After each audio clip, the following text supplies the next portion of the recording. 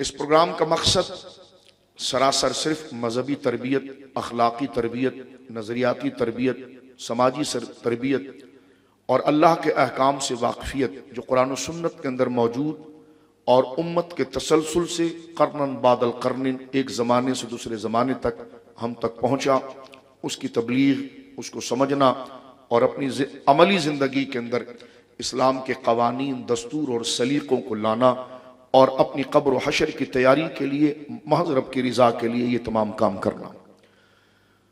क्योंकि सफ़रुल मुज़फ़्फ़र का महीना है, हम दरस निज़ाम मुस्तफ़ा सल्लल्लाहु अलैहि वसल्लम में इस बात का भी एहतमाम करते हैं अल्लाह की तौफ़ीक़ से, हादा मिन फ़ज़्ल रब्बी, कि जहाँ कुरान करीम के दिगर मज़ामीन से अपनी अखलाकी, अपनी नज़रियाती और अपनी दाखिली और ख़ारजी ज़िंदगी को दुरुस्त करने के लिए और अपने आप को दीन मतीन के बताए हुए तरीक़े पर चलाने के लिए हिदायत हासिल करते हैं, वहीं पर यह हिदायत जिन नेक लोगों के ज़रिए हम तक पहुँची, जनाब सैयद आलम सल्लल्लाहु अलैहि वसल्लम की उम्मत में वो बरगुज़ीदा लोग जिन पर उम्मत ने एतमाद किया और उनको अपना उस्ताद मानकर, कुरान और सुन्नत के शागिर्द बनकर और उनको अपना उस्ताद मानकर कि ये दीन के उस्ताद हैं और जो हमें बता रहे हैं दुरुस्त हैं, हर दौर के अंदर ऐसे ही लोग कामयाब हुए कि जिन्होंने दीन मतीन को कामिल उस्ताज़ों से सीखा। सबसे पहले उस्ताज़ों की जमात दीन के अंदर जमात सहाबा है, उनके बाद उनके तलामिज़ा, फिर उनके तलामिज़ा और शागिर्द। इस तरह अहले सुन्नत व जमात कहते ही उसको है जो सुन्नत यानी हुजूर के कवानीन और जमात यानी साहबा के इजमा और उनके फरामीन पर अमल करते हैं। कुरान और सुन्नत को इस तरतीब के साथ, इस सलीक़े के साथ हम समझते हैं। दीन हम तक जो पहुंचा, जैसे मैंने अर्ज किया, उम्मत में हर दौर के अंदर ऐसे लोग आए कि जिन्होंने अपने पिछलों से गुजरे हुए लोगों से कामिल दीन लिया, समझ ली, दानाई ली, उसकी मुकम्मल मालूमात ली और आने वाली उम्मत तक उसको पहुंचाया, और उसी तसलसल कड़ी को अहले सुन्नत व जमात कहा जाता है। और जिन लोगों ने इस रास्ते को छोड़ा और इस ज़रूरत को महसूस नहीं किया और अपनी मर्जी से नई बातें, नए रस्म व रिवाज और नया दस्तूर, नए ख्यालात और नए कवानीन लाते रहे, अल्लाह की बारगाह से वो सख्त नाराज़गी का शिकार हुए। कुरान करीम ने इस बात को दो लफ्ज़ों में बयान कर दिया था कि वमन युशाक़िक़ रसूल मिन बादि मा तबय्यन लहुल हुदा, कि वो लोग कि जिस वक्त रसूल ने उनके सामने हक़ को वाज़ेह कर दिया, जाहिर कर दिया, फिर उसके बाद वो रसूल की मुखालिफत करते हैं। एक वो और एक वो कि वयत्तबि गैर सबीलिल मुमिनीन, वो मुसलमानों की इजमाई राह को छोड़कर दूसरी राह निकालते हैं। मुसलमानों के इजमाई अकीदे, यानी इजमाई से मुराद ये कि हर दौर में मुसलमान जिस अकीदे, जिस नज़रिए पर जुड़े रहे जो उन्होंने कुरान और सुन्नत से लिया, और वो कुरान और सुन्नत से रसूलुल्लाह ने उनको दिया, रसूलुल्लाह से सहाबा ने लिया, सहाबा से आगे लोग निकले, तो हर दौर में उम्मत का एक बहुत बड़ा तबका अल जमाआ जो जुड़ा रहा। तो अल्लाह ने फरमाया वयत्तबि गैर सबील मुमिनीन, जो मुसलमानों के रास्तों से हटकर कोई और फिक्र लाकर दीन को समझने की कोशिश करे, कोई ऐसी फिक्र, ऐसा जाब्ता बनाए और मुसलमानों के इजमाई रास्ते और फिक्र और सोच से हटकर अगर वो दीन को सोचेगा और दीन के मसाइल निकालेगा और वो अकीदे के मसाइल उन उम्मत के बरगुज़ीदा नेक लोगों के अकायद से टकराएंगे, तो रब ने फरमाया कि दो लोग हमारी बारगाह में पसंदीदा नहीं हैं। एक वो जो रसूल के साथ बुग़्ज़ रखते हैं और रसूल के बताए हुए तरीक़े से हटकर रसूल के साथ वमन युशाक़िक़ रसूल मिन बादि मा तबय्यन लहुल हुदा, जब रसूल ने उनके सामने बिल्कुल दूध की तरह साफ और शफाफ करके हिदायत को दे दिया है, लेकिन फिर भी वो बुग़्ज़ के अंदर, हसद के अंदर रसूल के करीब नहीं आते। एक वो और एक वो कि वयत्तबि गैर सबीलिल मुमिनीन, और जो मुसलमानों की इजमाई राह है, जो हर सदी में मुसलमान जिस अकीदे पर रहे हैं, जैसे मैं और आप इस वक्त 15वीं सदी के अंदर हैं, अल्लाह के बारे में, रसूलुल्लाह के बारे में, नबूवत और रिसालत के बारे में, आखिरत के बारे में, कुरान मजीद के बारे में और उन अकायद के बारे में कि जिनके बगैर बंदा मुसलमान नहीं होता, और जिसका इनकार कर दे तो बंदा दार इस्लाम से निकल जाता है, या उसका इनकार करे तो वो गुमराह और जहन्नमी हो जाता है। तो ऐसे अकीदे, दुरुस्त अकीदे के जिसे मानने से बंदा मोमिन होता है और कामिल मोमिन होता है, तो ये अकीदे जो हर जमाने में उम्मत का एक तबका आगे बढ़ाता रहा, लेकिन अगर कोई निबंता नई राह निकालते हुए अपने इल्म और अपने झत्ते और अब शैतान के बहकाए से अपने किब्र और अपने इल्म पर घमंड करके मुसलमानों से हटकर कोई अकीदा निकाले तो रब ने फरमाया वयत्तबि गैर सबीलिल मुमिनीन, जो मुसलमानों के अकीदे और इजमा से हटकर कोई अकीदा निकाले और उसको अपने इल्म का निखार कहे, फरमा नहीं नुवल्ली मा तवल्ला, जिस तरफ वो जा रहा है हम उसको धक्का देंगे, उसको धकेल देंगे उस तरफ, वह नुस्लिही जहन्नम, यहां तक कि वो जहन्नम में गिरेगा, वो साअत मसीरा, और ये बहुत बुरा ठिकाना है। यानी कुरान की इस आयत ने हमें वाज़ेह कर दिया है कि दीन पर चलने के उसूल क्या है। दीन से मुराद इस वक्त मैं जो बात कर रहा हूं वो अकीदा है। अकीदे से मुराद वो कि जिनको मानना दिल से कबूल करना जरूरी है, उसके बगैर बंदा मोमिन नहीं हो सकता। यानी जरूरियात दीन और जरूरियात अहले सुन्नत, उसके लिए जरूरी है कि तरतीब के साथ उम्मत के वो उलमा का जम्मे गफीर जिस पे सारी उम्मत जमा रही, उनकी तरफ तवज्जो करके दीन हासिल करें।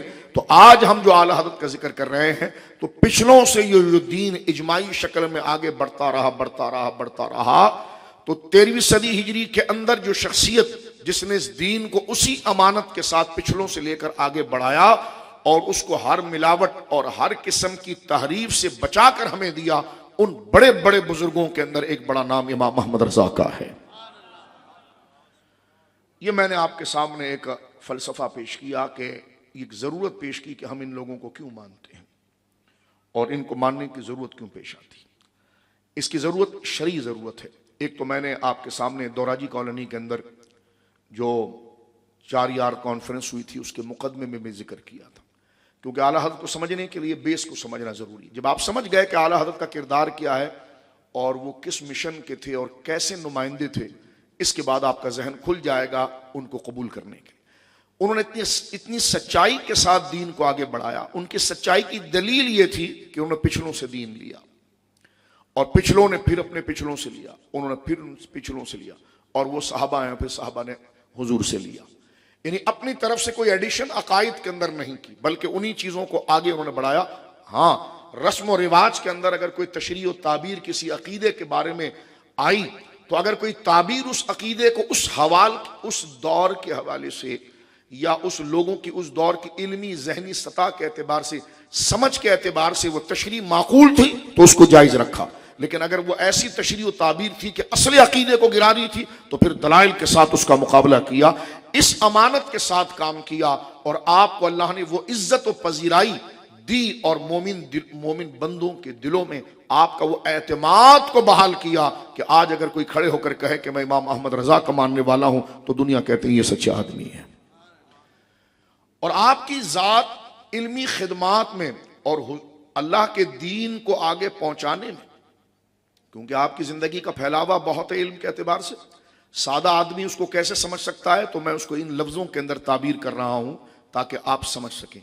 इमाम अहमद रजा ने इस सच्चाई के साथ अमानत को आगे बढ़ा। अमानत जाहिर सी बात है उसी को कहते हैं कि जिसके मालिक आप नहीं होते, पिछले वाले होते, तो आप उसमें कोई तहरीफ और तब्दीली ना करें, आगे बढ़ाएं। तो दीन अल्लाह का है, उसको प्रैक्टिस में लाना है, अमल करना है, लेकिन वो अमानत है कि आगे तक पहुंचाना है। तो आपने दीन की अमानत को इतनी दयानत के साथ आगे बढ़ाया है कि लोगों के दिलों में आपका नाम इतना मुबारक हुआ कि नाम अहमद रजा का आता है, लेकिन कुरान पर भरोसा बढ़ जाता है। नाम अहमद रजा का लिया जाता है, लेकिन दिल में इश्क रसूल की सिमत जाहिर हो जाती है। नाम इमाम अहमद रजा का लिया जाता, इस्लाम पर एतबार बढ़ जाता है। यानी आपकी शख्सियत दीन की सच्चाई का हवाला हो गया है। आपको हटाकर अगर कोई तशरीह की जाए तो अगले ये पूछते हैं इमाम अहमद रजा इस बारे में क्या कहते थे, फरमाया ये कहते, भल बिल्कुल ठीक कहते थे। ये आपको अल्लाह रब्बुल आलमीन ने अपने बंदों में एतमाद और रसूख अता फरमाया। या आला हज़रत की सारी खिदमत का मैंने खुलासा एक तरतीब से आपके सामने पेश किया, जिससे हर आदमी, कम से कम पढ़ा लिखा शख्स भी इस बात को समझ सकता है कि इमाम अहमद रजा फादिल बरेलवी एक शख्स, एक बंदे, एक आलिम होने के बावजूद कौम में दीन में उनकी पजीराई क्यों हुई, उनकी सच्चाई की वजह से, उनकी अमानत की वजह से। मजीद चीजें आगे बढ़ रही हैं, मैं आगे बढ़ाना चाहता हूं। आप कहते हैं इनका जिक्र क्यों कर रहे हो? मैंने कहा इनका जिक्र इसलिए कर रहे हैं ताकि हमें सच्चे उस्ताजों की तमीज हो जाए, क्योंकि वो तो गुजर गए। अब हमारे सामने 3600 उस्ताज हैं और उस्ताजों के बगैर हम दीन नहीं समझ सकते। तो जब अच्छे उस्ताद को समझ लोगे तो वही अलामत अपने दौर के उस्ताजों में तलाश करोगे, और अगर वो ना मिली तो पीछे भागोगे, मिल गई तो जुड़ जाओगे। इसलिए इनका तारुफ जरूरी है। इसलिए इनका तारुफ जरूरी है। दूसरी बात मेरे दोस्तों ये कि सफरुल मुजफ्फर का महीना है, इस्लामी महीनों के अंदर दीगर महीनों के एतबार से यह महीना बाबरकत है। बाज लोगों ने जाहिलाना एक रस्म निकाली कि जनाब सफर का महीना मनहूस है, ये गलत और गलत बात, बिल्कुल गलत। इस्लाम में नहूसत कोई चीज नहीं। हुजूर ने फरमाया नहूसत होती तो तीन में होती, बीवी में होती, सवारी में होती और पड़ोस में होती, मकान में होती। बीवी में यह है कि वो तुंदखू हो और सवारी में यह है कि वो आपको मंजिल तक ना पहुंचा सके, मकान में यह है कि जिसमें रहन सहन अड़ोस पड़ोस अच्छी ना हो। फरमाया इसके अलावा किसी चीज में नहूसत नहीं। और एक माना इसका यह कि इनमें नहीं है तो फिर किसी में नहीं। सफरुल मुजफ्फर पर बात चल पड़ी है तो मैं अर्ज कर दूं कि इस्लाम की लॉजिक और इस्लाम की फिक्र यह है कि किसी भी, क्योंकि इंसान नहूसत उन चीजों से लेता है जो चीजें इनविजिबल होती, जो उसको नजर नहीं आती, लेकिन उससे वो अपने नतीजे अखज़ कर रहा होता अपने जहन से, जिसको वहम कहते हैं। वो जिस चीज के देखता नहीं तो उससे डर जाता है और फिर उसके पीछे पूरी कहानी बनाता है। तो इस्लाम का नजरिया यह है कि किसी अनहोनी चीज से जो मामूल नहीं है, एबनॉर्मल चीज है, आंखें फड़क रही है, बिल्ली आगे से गुजर गई है, अचानक आपको चक्कर सा आ गया है। अब इसमें कई चीजें, कोई मेडिकल के हवाले से जाहिर सी बात है, आंखें अगर फड़क रही हैं तो शायद कोलेस्ट्रोल आपका हाई हो गया है, आपके बलगम में सफरा बढ़ गया है, ये चीज देखी। आप थोड़ी एक्सरसाइज और परहेज कीजिए तो शायद ये कैफियत आपके अंदर खत्म हो जाए। हिकमत के एतबार से देखें तो बदन के अंदर खुश्की होती है तो बदन में कहीं ना कहीं हरकत शुरू हो जाती है, कभी आंख फड़कती है, कभी होंठ फड़कता है, कभी बदन का कोई हिस्सा फड़कता है। अगर मेडिकल के हवाले से देखें तो ये अलामत कोलेस्ट्रोल के बढ़ने के अंदर भी आती है, दीगर और चीजों के अंदर भी आती है। तो इसको हम किसी रूहानी मसले की तरफ फेर दें, शरीयत इसकी इजाजत नहीं देती कि नहीं ये हो जाएगा। शरीयत ये कहती है कि अगर कोई नागहानी चीज या एबनॉर्मल चीज तुम्हारे सामने आ गई, एबनॉर्मल इस हवाले से कह रहा हूं कि वो फिजिकल आपको नजर नहीं आ रही लेकिन पीछे उसके कोई मफहूम है और वाजे नहीं, आप अपनी मर्जी से उसको मफहूम ले रहे हैं, इसको कहते हैं फाल। फाल कहते हैं किसी ऐसी चीज के जिसके नतीजे और उसकी तारीख को आप नहीं जानते लेकिन वो चीज आपको मुतासिर कर रही है तो आप फौरन नतीजा ले रहे हैं। तो दीन में यह है कि हमेशा फाल अच्छा लिया जाएगा, बुरा नहीं लिया जाएगा। मसलन आंखें फड़क रही है, सरकार से पूछा गया फाल क्या है हुजूर, बुखारी मुस्लिम, मल फालो या रसूल अल्लाह, फरमाल कलिमतुस सालिह, अच्छा जुमला फाल है। मसलन किसी को कहना यार आपने ये बात बोली ना, ओ मेरे दिल पर लग गई, अब मेरा काम हो जाएगा, तो अच्छी बात लेना किसी से, मेरा काम नहीं होगा, ये नहीं लिया जाएगा। तो हुजूर फरमाते हैं अलैहिस्सलाम के अल्फाल वल कलिमतुस सालिह, फाल जो है वो नेक कलमा है। इसकी मिसाल मैं आपकी खिदमत में अर्ज कर दूं, वो ये है जैसे आंख फड़क रही है तो आप यकीन करें कि काम होगा, तो अच्छी चीज उससे ले। काली बिल्ली आगे से गुजर गई तो आप कहें आज तो काम होकर रहेगा। तो किसी चीज से मुस्बत और दुरुस्त नतीजा रहना ये शरीयत की मुराद है। आप अगर ये लेंगे आंख फड़क रही है कि जनाब मेरा काम नहीं होगा, तो ये जायज नहीं, ये बदफाली है और बदफाली शरीयत मुताहरा के अंदर जायज नहीं है। तो कुछ लोगों ने सफर के अंदर बारे में कहा कि ये महीना मनहूस है और ये जमाने जाहिलियत की कुफार की रस्मों में था। तो हुजूर अलैहिस्सलाम ने फरमाया वाला सफरा, सफर में कोई नहुसत नहीं है, सफर एक बाबरकत महीना जैसे आम महीने होते हैं। तो मेरे दोस्तों बुजुर्गों, जहां हमने सफर की वजाहत की वहां पर उस्ताजों की जो मैं बात कर रहा था कि इस्लाम की वो बरगुज़ीदा शख्सियत, जाहिर सी बात है मैं और आप इस वक्त 15वीं सदी में मौजूद हैं, 1448 हिजरी में मैं और आप मौजूद हैं। तवज्जो है आपकी, 1448 हिजरी 1448 ये इस्लामिक कैलेंडर से, और अगर आप शमसी कैलेंडर से आएंगे तो 2026 मैं और आप 2026 में मौजूद हैं और एक तरफ से 1448 में मौजूद है। तो मेरे दोस्तों बुजुर्ग, ये दीन आगे कैसे बढ़ा? जाहिर सी बात है हर दौर के अंदर लोगों ने इल्म कुरान और सुन्नत का किसी उस्ताद से लिया, तो ये दीन के बड़े उस्ताद हैं जिन पर एतमाद किया जाता है। आगे हदीस से मज़मून वाज़ेह होगा। मैं यहां बात करना चाहता हूं कि आज का दिन जो आज हम यौम कर रहे हैं, ये सिर्फ आला हजरत का नहीं है बल्कि उम्मत के हर बुजुर्ग और असलाफ का है। हम इसको एक खास उन्वान से करते हैं, यौम अकाबिर अहले सुन्नत। यौम अकाबिर अहले सुन्नत यानी दौरे सहाबा से लेकर आला हजरत तक आज तक जितने वो लोग जिन्होंने लोगों को सही रास्ते पर लगाने के लिए आए हैं, वो सारे हमारे बुजुर्ग हैं, अहले सुन्नत के इमाम हैं, इस्लाम की नेमत है। तो लिहाजा ये दर्स जो है उन तमाम को सलाम अकीदत पेश करने के लिए। अब चाहे वो फिक्र के अंदर आए, उन्होंने खिदमात अंजाम दी हो, इल्म अकायद में दी हो, तरीक़त व मशरब के अंदर दी हो। तो मेरे दोस्तों बुजुर्गों, ये अलग अलग चीज़ें हैं जो हिदायत के मजमून के उन्वान हैं, लेकिन ये सब एक ही तरफ ले जाती हैं और वो सिरात मुस्तकीम है। क्योंकि हुजूर अलैहिस्सलाम ने हमें जो दीन अता फरमाया उसमें कुछ बातें अकायद की हैं, कुछ बातें हमारी आमाल व अमल की है, और कुछ बातें हमारे अखलाक की है। तो जो अकायद की है उस पर जिन्होंने काम किया उनको मुतकल्लिमीन कहा जाता है, और जो हमारे इबादात और मामलात की है उस पर जिन्होंने काम किया उनको फुक़हा कहा जाता है, और जिसने हमारे अखलाक के ऊपर काम किया उनको तरीक़त और उनको सूफिया और मुर्शिदीन कहा जाता है। तो ये शोबे जो है वो हुजूर अलैहिस्सलाम की तालीम के हवाले से ये अलग अलग फैकल्टी बनती है, लेकिन तीनों तालीम का एक ही हिस्सा है। यानी ये दीन की एक ही शक्ल है, लेकिन समझने के लिए जैसे एक किताब आप लेते हैं तो उसके कई चैप्टर बन जाते हैं, इसी तरह एक किताब है दीन, उसका एक चैप्टर है अकीदा, एक चैप्टर है इबादत और मामलात, और एक चैप्टर है अखलाक और आदात। तो दीन है उसको बंद कर दीजिए तो ये पूरा दीन हो गया। इसमें से कोई एक भी छूट गया तो बंदा फेल हो जाएगा। तीनों पर अमल करना है, तीनों पर अमल करना है, और वो लाजिम और जरूरी है। तो लिहाजा जिसने अकायद पर काम किया उस फैकल्टी उसको खास तौर पर इल्मी दुनिया के अंदर कहा जाता है ये मुतकल्लिमीन है, उलमाए अकायद से हैं। इन्होंने अकायद पर यानी कुरान और सुन्नत में जहां ईमान और कुफ्र की बहस से उस चीज़ों को उन्होंने इकट्ठा किया और उस पर वारिद होने वाले जाहिलों के एतराज़ों को दुरुस्त किया, और वो अकीदा दुरुस्त है इसके लिए कुरान से भी दलील लाए और अकल से भी साबित किया ये जो बात कुरान कर रहा है ये दुरुस्त है। ये मुतकल्लिमीन का तबका है, जिसमें दो हमारे उस्ताद बनते हैं, अशाइरा और मातुरीदिया, दोनों अहले सुन्नत है।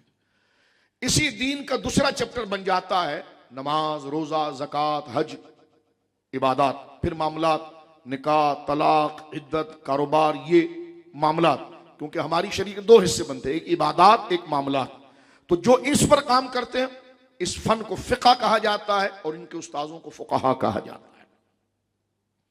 और दीन का जो तीसरा शोबा है जो कुरान ने तीनों का बयान किया है वो युज़क्कीहिम वाला शोबा, जिसमें हमारे अंदर उठने वाले बुरे ख्यालात को एक उस्ताद हमारी ऐसी तरबियत कर दे कि फिर बुरे ख्यालात को हम पसंद ना करें, खैर की तरफ आ जाएं।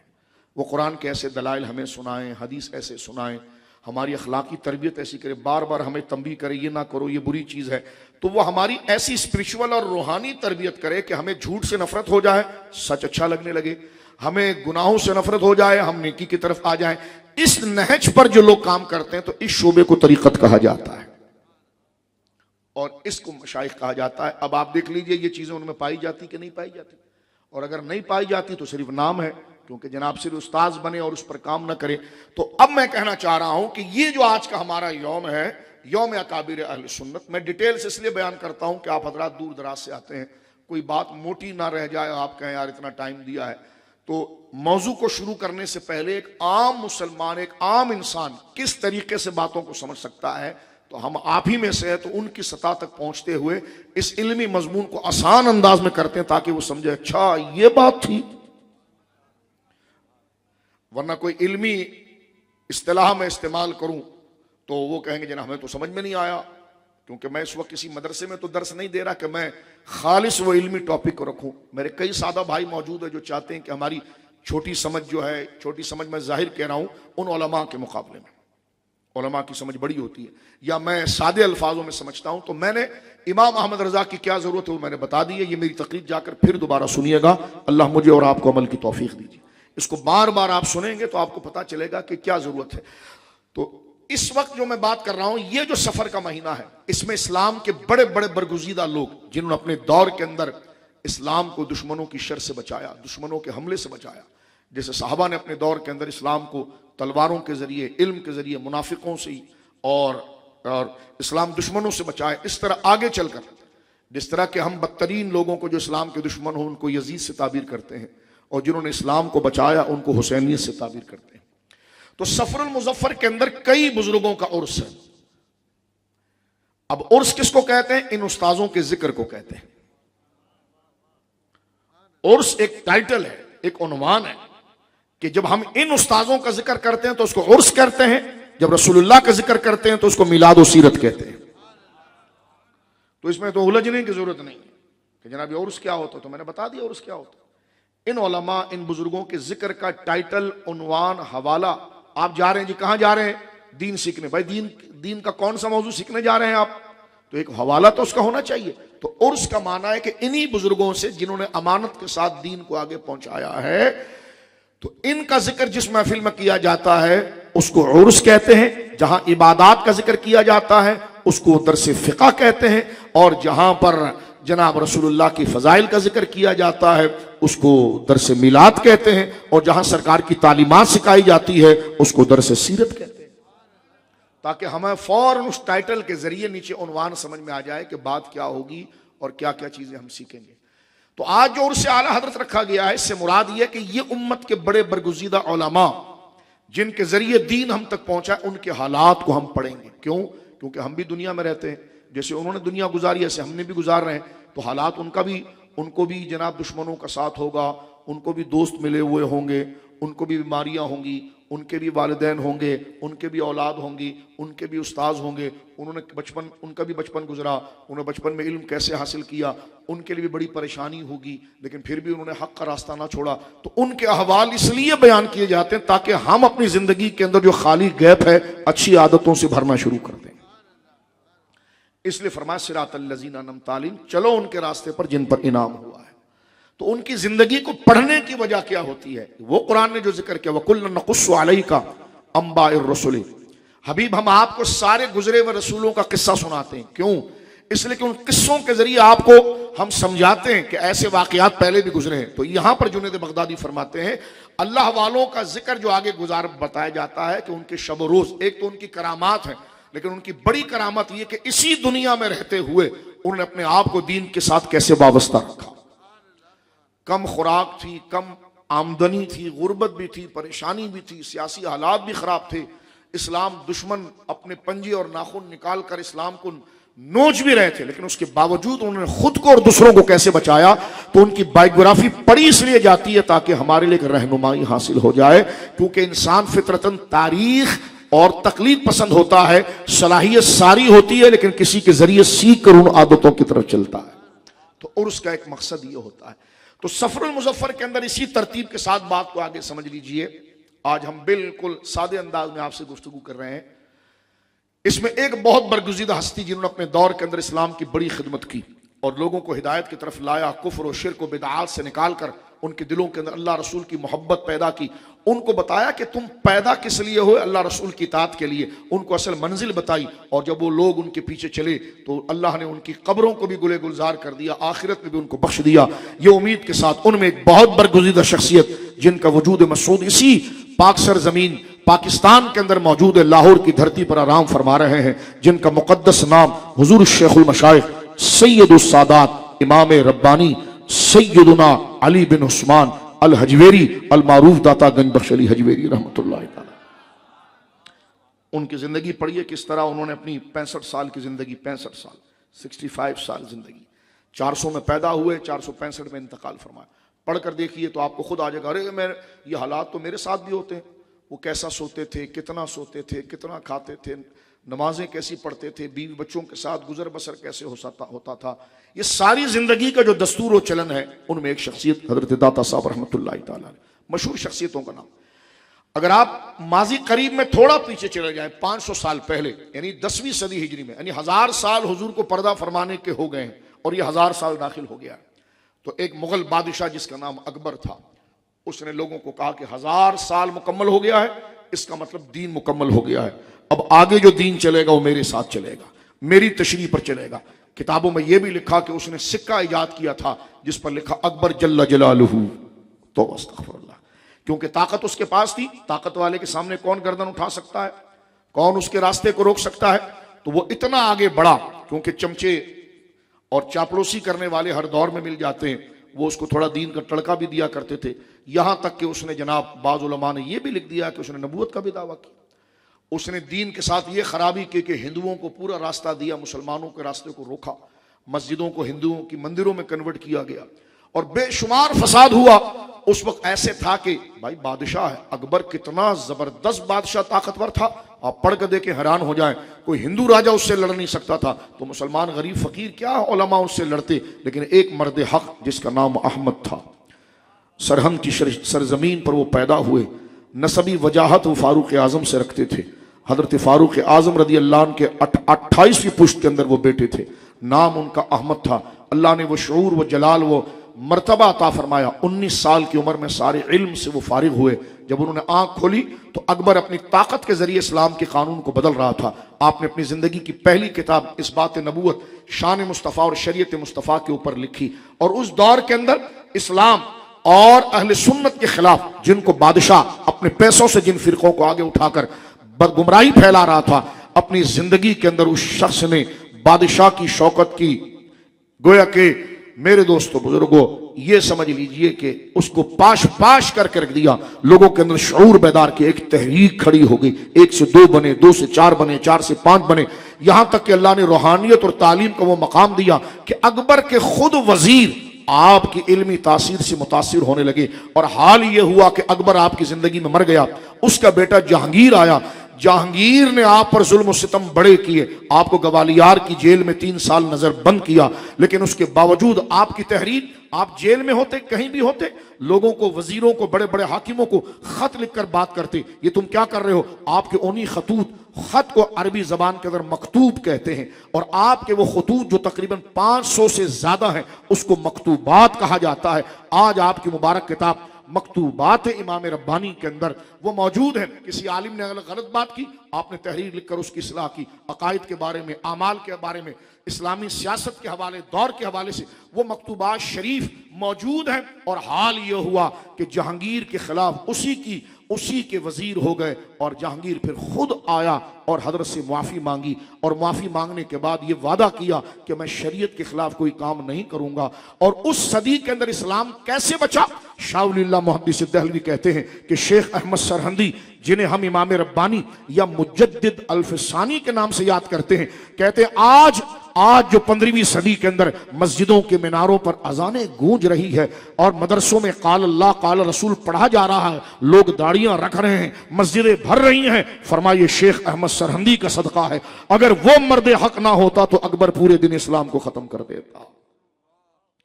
और इकबाल जो शायर मशरिक हैं, वो फिर एक दिन अपने दौर के सियासतदानों की कमजोरियों को देखते हुए और इल्मी हलकों की कमजोरियां और मुदाहनत को देखते हुए परेशान हुए।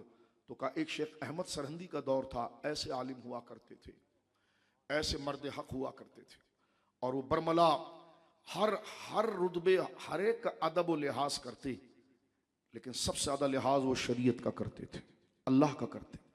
जब किसी का कौल, किसकी बात शरीयत के खिलाफ होती, फिर वो देखते नहीं थे कि इसकी ताकत क्या है, इसका मकाम क्या है, वो हक को शाइस्तगी के साथ वाजे करते। तो इकबाल फिर अपने दर्द दिल को लेते हुए लाहौर से चलकर जब वो पहुंचे हैं सरहंद शरीफ, जो हिंदुस्तान मौजूद है, तो कब्र शरीफ पर बैठकर अपनी अरमाने निकाली है कि तारीख दान थे, दुनिया को जानते थे, हालात जान रहे थे। और जिस दौर में इकबाल थे, उस दौर में उम्मत के अंदर एक इंतशार फैला हुआ था। तो दर्द दिल से कहा कि शेख अहमद एक आप थे, आज काश कोई शेख अहमद जैसा होता जो इस उम्मत को बचाता, कुफ्र के नरगों से बचाता, इल्हाद से बचाता, सुलह कुल्लियत से बचाता। तो खड़े होकर उन्होंने कलाम लिखा और जिंदा और जावेद कलाम लिखा। वो कहते हैं कि हाजिर हुआ मैं शेख मुजद्दिद की लहद पर, हाजिर हुआ मैं शेख मुजद्दिद की लहद पर, वो खाक यानी उनकी कब्र की खाक। फरमाया हाजिर हुआ मैं शेख मुजद्दिद की लहद पर, लहद कब्र को कहते हैं। जुमला जरा सुनिएगा तो ज़ौक़ आएगा और इसी से दिल के अंदर अल्लाह की मोहब्बत भड़क उठेगी, हक की बुलंदी के लिए और शरीयत की इत्तिबा के लिए ख्याल बढ़ जाएगा। इमाम रब्बानी की कब्र शरीफ पर इकबाल खड़े होकर कह रहे हैं हालात कि आज ना कोई लीडर है, ना कोई कायद है, ना वो हमीयत है, ना वो गैरत है, ना वो इश्क़ रसूल है, ना वो खौफ खुदा है। एक आपके अंदर था।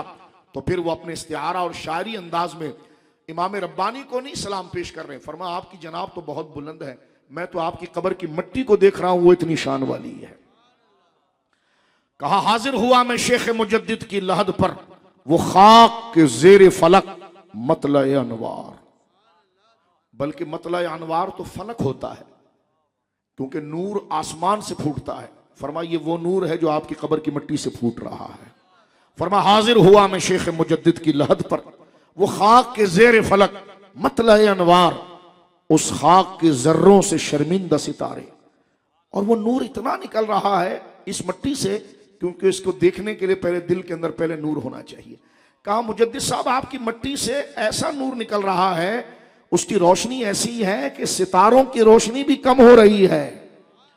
फरमा हाजिर हुआ मैं शेख मुजद्दिद की लहद पर, वो खाक के जेर फलक मतलए अनवार, उस खाक के जर्रों से शर्मिंदा सितारे क्यों ना हो, उस खाक में पोशीदा है वो साहिब असरार, उस खाक में पोशीदा है वो साहिब असरार, गर्दन न झुकी जिसकी जहांगीर के आगे, जिसकी नफस गर्म से है गर्मी हरार, वो हिंद में सरमाया मिल्लत का निगहबान, अल्लाह ने किया जिसको बर वक्त खबरदार। सरकार इमाम रब्बानी रहमतुल्लाह अलैह को जबरदस्ती से जहांगीर सजदे के लिए झुका रहा था और जहांगीर अपने आगे लोगों को सजदा करवाता था। उस वक्त के मुल्ला कुछ 2 नंबर टाइप के वो सजदा ताजीमी का फतवा दे रहे थे, जिस तरह आला हजरत के दौर में मुल्ला निजामी दे रहा था, जिसका ताकुब आला हजरत ने देखा। बहुत बड़े पीर की औलाद और सज्जादा था, लेकिन आला हजरत इमाम अहले सुन्नत ने उसकी जाहिलियत पर मुतनब्बे करते हुए अज़ुब्दतु ज़किया लिखते हुए सजदा ताज़ीमी के हराम होने पर कई कुरान की आयात और 150 ज्यादा नुसूस को पेश किया। यही उस दौर में हुआ। लेकिन हजरत इमाम रब्बानी रहमहुल्लाह, जहांगीर के बारे में कहा जाता है कि उसके दरबार के अंदर छोटा से आगे दरवाजा था, जो भी दाखिल होता तो सर झुका कर होता। जब लोगों ने जहांगीर के कान भरे, क्योंकि यह आपके उर्स का दिन है, आला हजरत भी खुश होंगे, क्योंकि आला हजरत ने भी आपको मुजद्दिद अल-फिसानी लिखा है, और आला हजरत और हजरत मुजद्दिद साहब की जिंदगी में मुमासिलत भी बहुत है, यकसानियत भी बहुत है। अगर आप देखें, दोनों का विसाल और वफात जो है वो सफर में होता है, दोनों की विलादत शव्वाल में होती है, दोनों को हालात भी एक जैसे मिलते हैं। मेरे दोस्तों बुजुर्ग, हमारे चंद बुजुर्गों ने इस पर किताब भी लिखी है, और उस फकीर ने अपने दोस्तों के साथ अल्लाह की तौफीक से उसको शाया भी कराया। इमाम अहमद रजा और इमाम रब्बानी, वो आपको PDF पर भी मिल सकती है, तो आप देख सकते हैं कि ये आते हैं बाद, कोई पहले ज़माने में आता है, कोई बाद ज़माने में आता है, कोई दूसरे इलाके में आता है, कोई दूसरे इलाके में आता है। ये होते सारे मुख्तलिफ हैं, लेकिन काम एक ही करते हैं। एक को याद रखो तो सारे याद आ जाते हैं,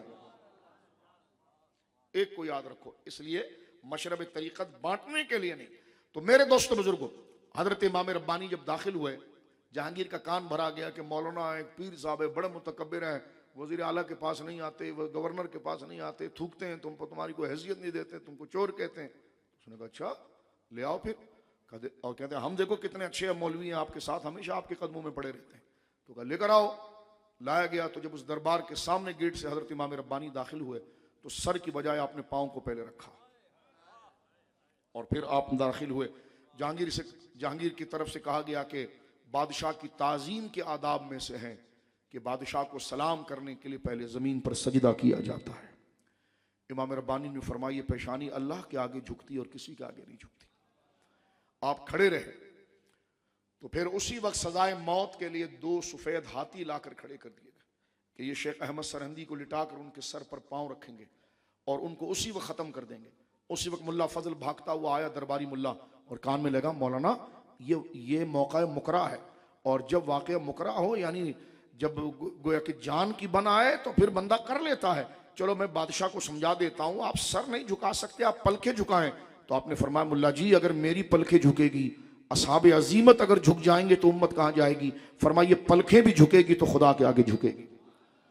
हाथी लाकर खड़े कर दिए बादशाह की तरफ। कह दिया गया कि जनाब 2 पहलवान जाएं, क्योंकि बादशाह की सुबकी हो रही थी, बेशर्मी हो रही थी, उसकी रुसवाई हो रही थी कि एक दरवेश जो बहुत ज्यादा हो तो कुछ 60-65 किलो वजन होगा, और ऐसा सादा और नहीफ कपड़ा पहना हुआ शख्स बादशाह वक्त जहांगीर को ललकार रहा है। तो कहा जबरदस्ती जाओ 2 पहलवान, इनकी गर्दन पकड़कर गर्दन को टेढ़ा करो, ताकि खड़े खड़े ये बात तो हो जाएगी कि बस जबरदस्ती सजदा करवाया। कहते हैं कि जनाब जब इमाम रब्बानी के पास आए और आपके सर को पकड़कर मोड़ने की कोशिश की, अल्लाह ने वो रूहानी ताकत हैदर कर्रार के सदक़े अता फरमाई कि आपने खुद को रोक के रखा, और उस दर्द और तकलीफ और बर्दाश्त की वजह से आपकी नाक की नक्सीर जो फट गई और खून बहने लग गया। जहांगीर ने कहा रोक दो, और उस पर खौफ तारी हुआ। उसी वक्त आपको ले जाकर गवालियार के जेल में बंद कर दिया गया। इकबाल ने यही कहा कि गर्दन न झुकी जिसकी जहांगीर के आगे, जिसकी नफस गर्म से है गर्मी अहरार, वो हिंद में सरमाया मिल्लत का निगहबान। सरमाया मिल्लत, मिल्लत से मुराद हुजूर की उम्मत। उनका सरमाया क्या था? अकीदा और ईमान।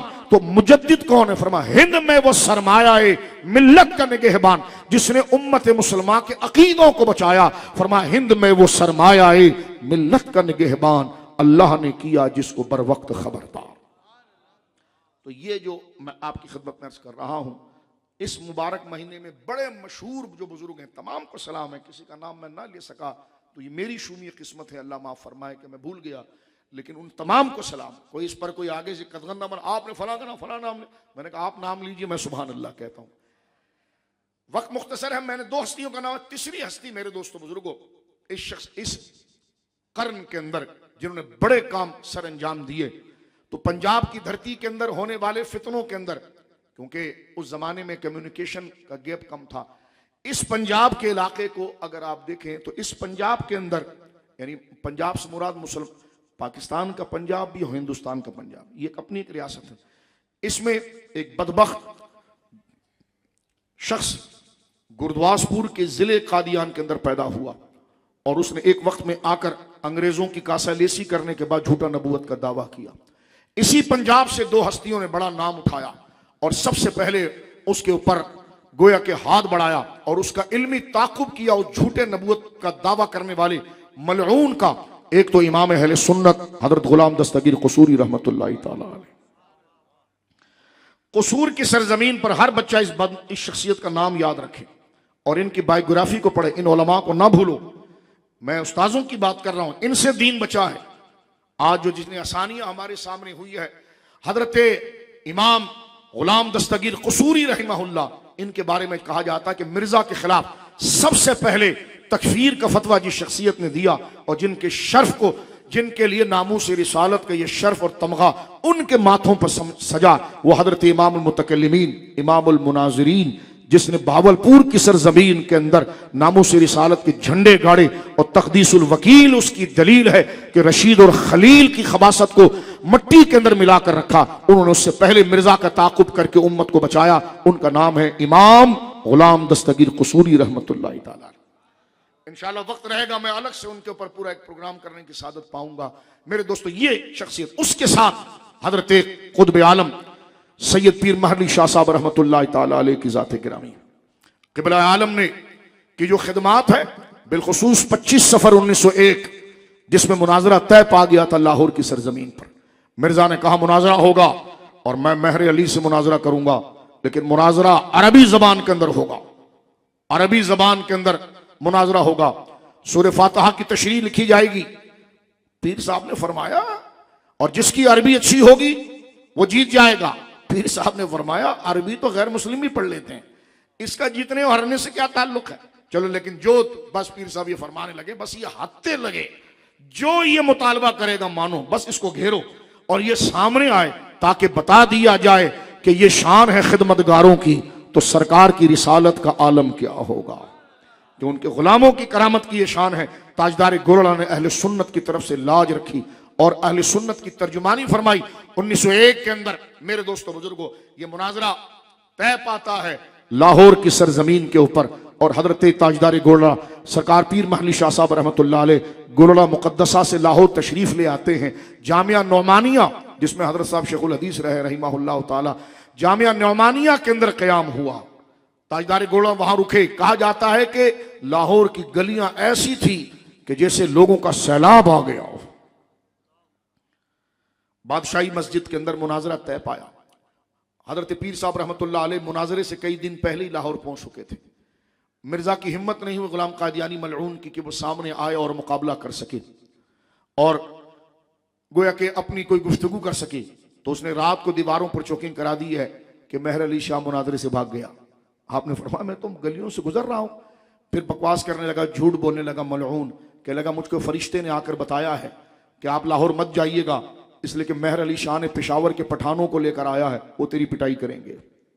इस किस्म की बकवासात। और चश्मे फलक ने देखा मेरे दोस्तों बुजुर्गों कि वो जश्न फतह मनाई गई, 25 अगस्त था। आज भी वो दिन अल्हम्दुलिल्लाह हम मस्जिद हबीबिया के अंदर सेलिब्रेट करते हैं।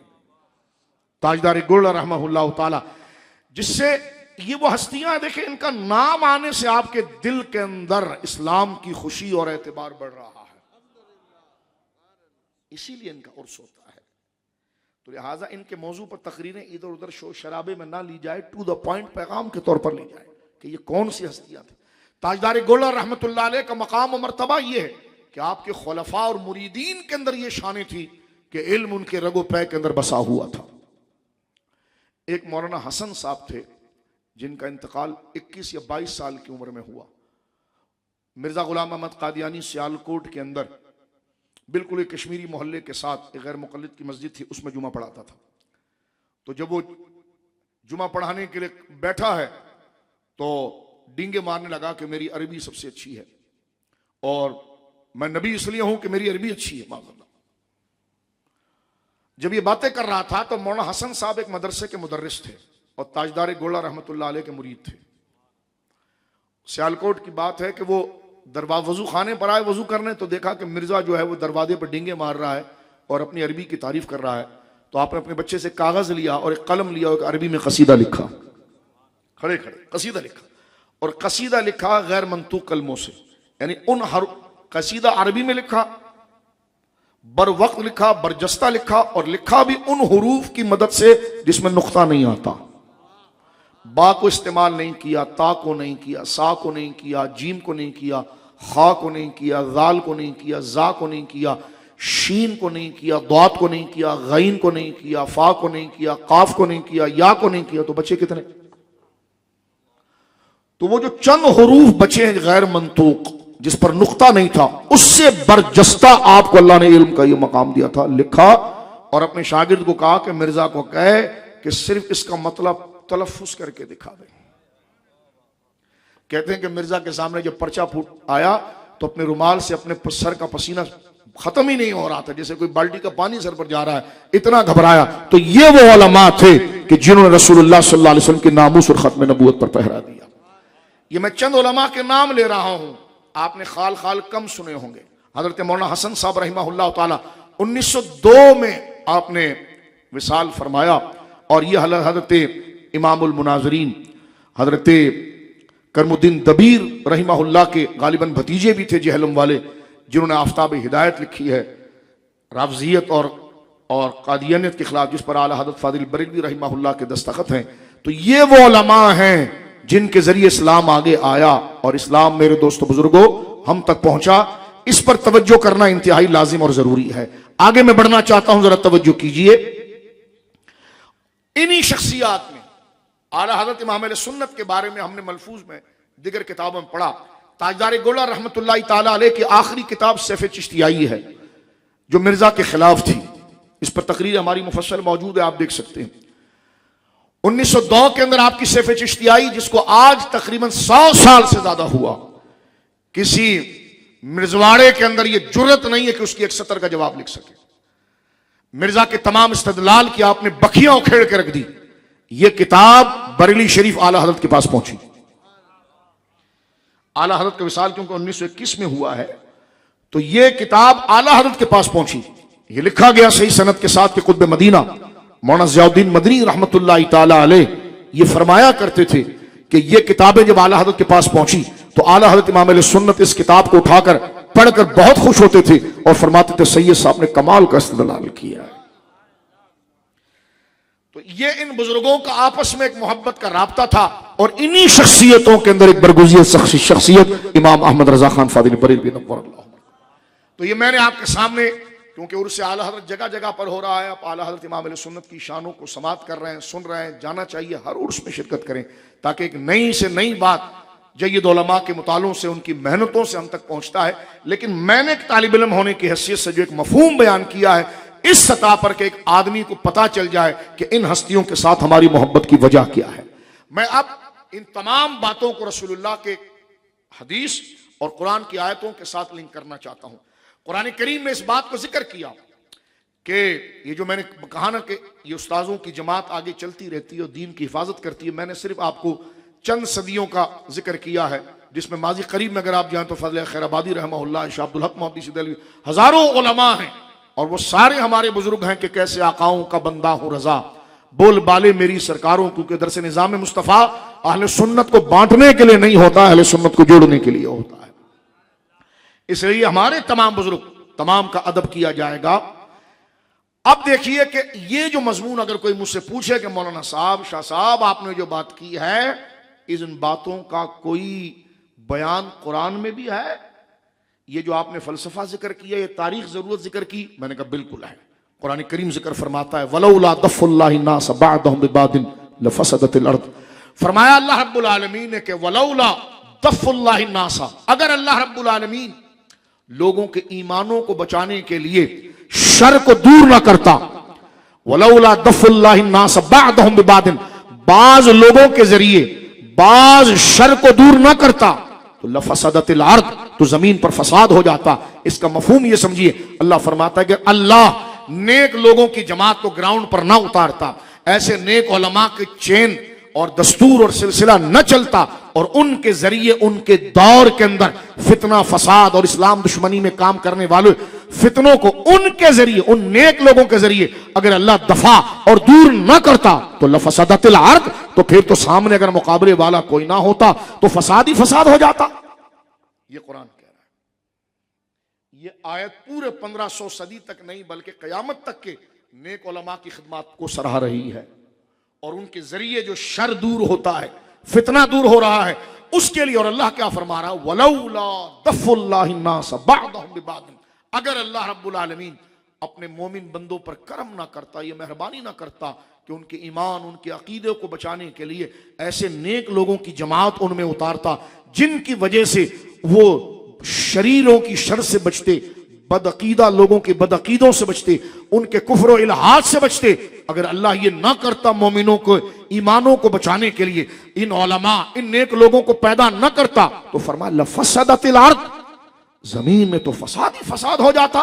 लेकिन अल्लाह के फरमाता वलाकिन्नल्लाह ज़ू फ़ज़लिन अलल आलमीन, लेकिन अल्लाह रब्बुल आलमीन जो वलाकिन्नल्लाह ज़ू फ़ज़लिन अलल आलमीन, लेकिन अल्लाह रब्बुल आलमीन आलमीन पर फजल करने वाला है। यहां उलमा ने लिखा ये फजल खुद उलमा और ये लोग हैं, इनकी शान को बयान करके फिर अल्लाह ने फजल की बात की है, वलाकिन्नल्लाह ज़ू फ़ज़लिन अलल आलमीन, इसलिए कि अल्लाह रब्बुल आलमीन अपने आलम और अपने बंदों पर फजल फरमाने वाला है।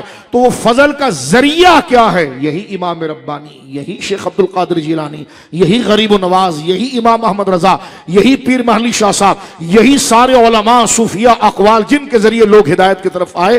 तो इनकी पैदाइश से पहले रब ने अपना प्रोग्राम डिस्कस कर दिया था। तो लिहाजा आपके जहनों में यह ना रहे कि मौलाना शायद किसी की अकीदत में बात कर रहे हैं। नहीं, ऐसा नहीं। अब मैं हदीस रसूल की तरफ आता हूं और मैं समझता हूं मेरे भाई और बहन जो बैठे हुए, जरूरत है इसको ग्रास रूट से समझने की, जो मैं डिस्कस कर रहा हूं। मैंने किसी वाक़े, किसी और चीज को उठाने से पहले मैंने आपके जहनों के मुताबिक जमीन से बात को शुरू किया है कि ये क्या है। आप इस बात को बार बार जाकर सुनिएगा तो कई कंफ्यूजन दूर हो जाएगी, कई मालूमात के दरीचे खुल जाएंगे बिहम्दिल्लाह ताला मेरे और आपके लिए। तहदीस से नेमत के लिए अर्ज कर रहा हूं अलियाज़ुबिल्लाह क़ालू सुब्हानका ला इल्म लना इल्ला मा अल्लमतना इन्नका अंतल अलीमुल हकीम। और कई बातें जो हम समझते थे लेकिन उसको अल्फाज नहीं दे सकते थे कि इसको एक्सप्लेन कैसे करेंगे, वो हमने दरस निज़ाम मुस्तफ़ा में अपने और आपके लिए अल्लाह के फजल से सादे अंदाज में जिक्र किया, बिल्कुल चुस्त होकर। और मेरे दोस्तों दुरुस्त होकर बैठिए और आगे चलते हैं। हदीस पाक में रसूलुल्लाह सल्लल्लाहु अलैहि वसल्लम ने इस मसले की तरफ इशारा फरमा। आयत आपने सुन ली कि अगर अल्लाह रब्बुल आलमीन नेक उलमा के जरिए, नेक लोगों के जरिए शर और बद को खत्म ना करता, भगाता नहीं, अगर इमाम रब्बानी ना होते तो फिर एक अकबर के इल्हाद, उसके फसाद को कैसे रोकते?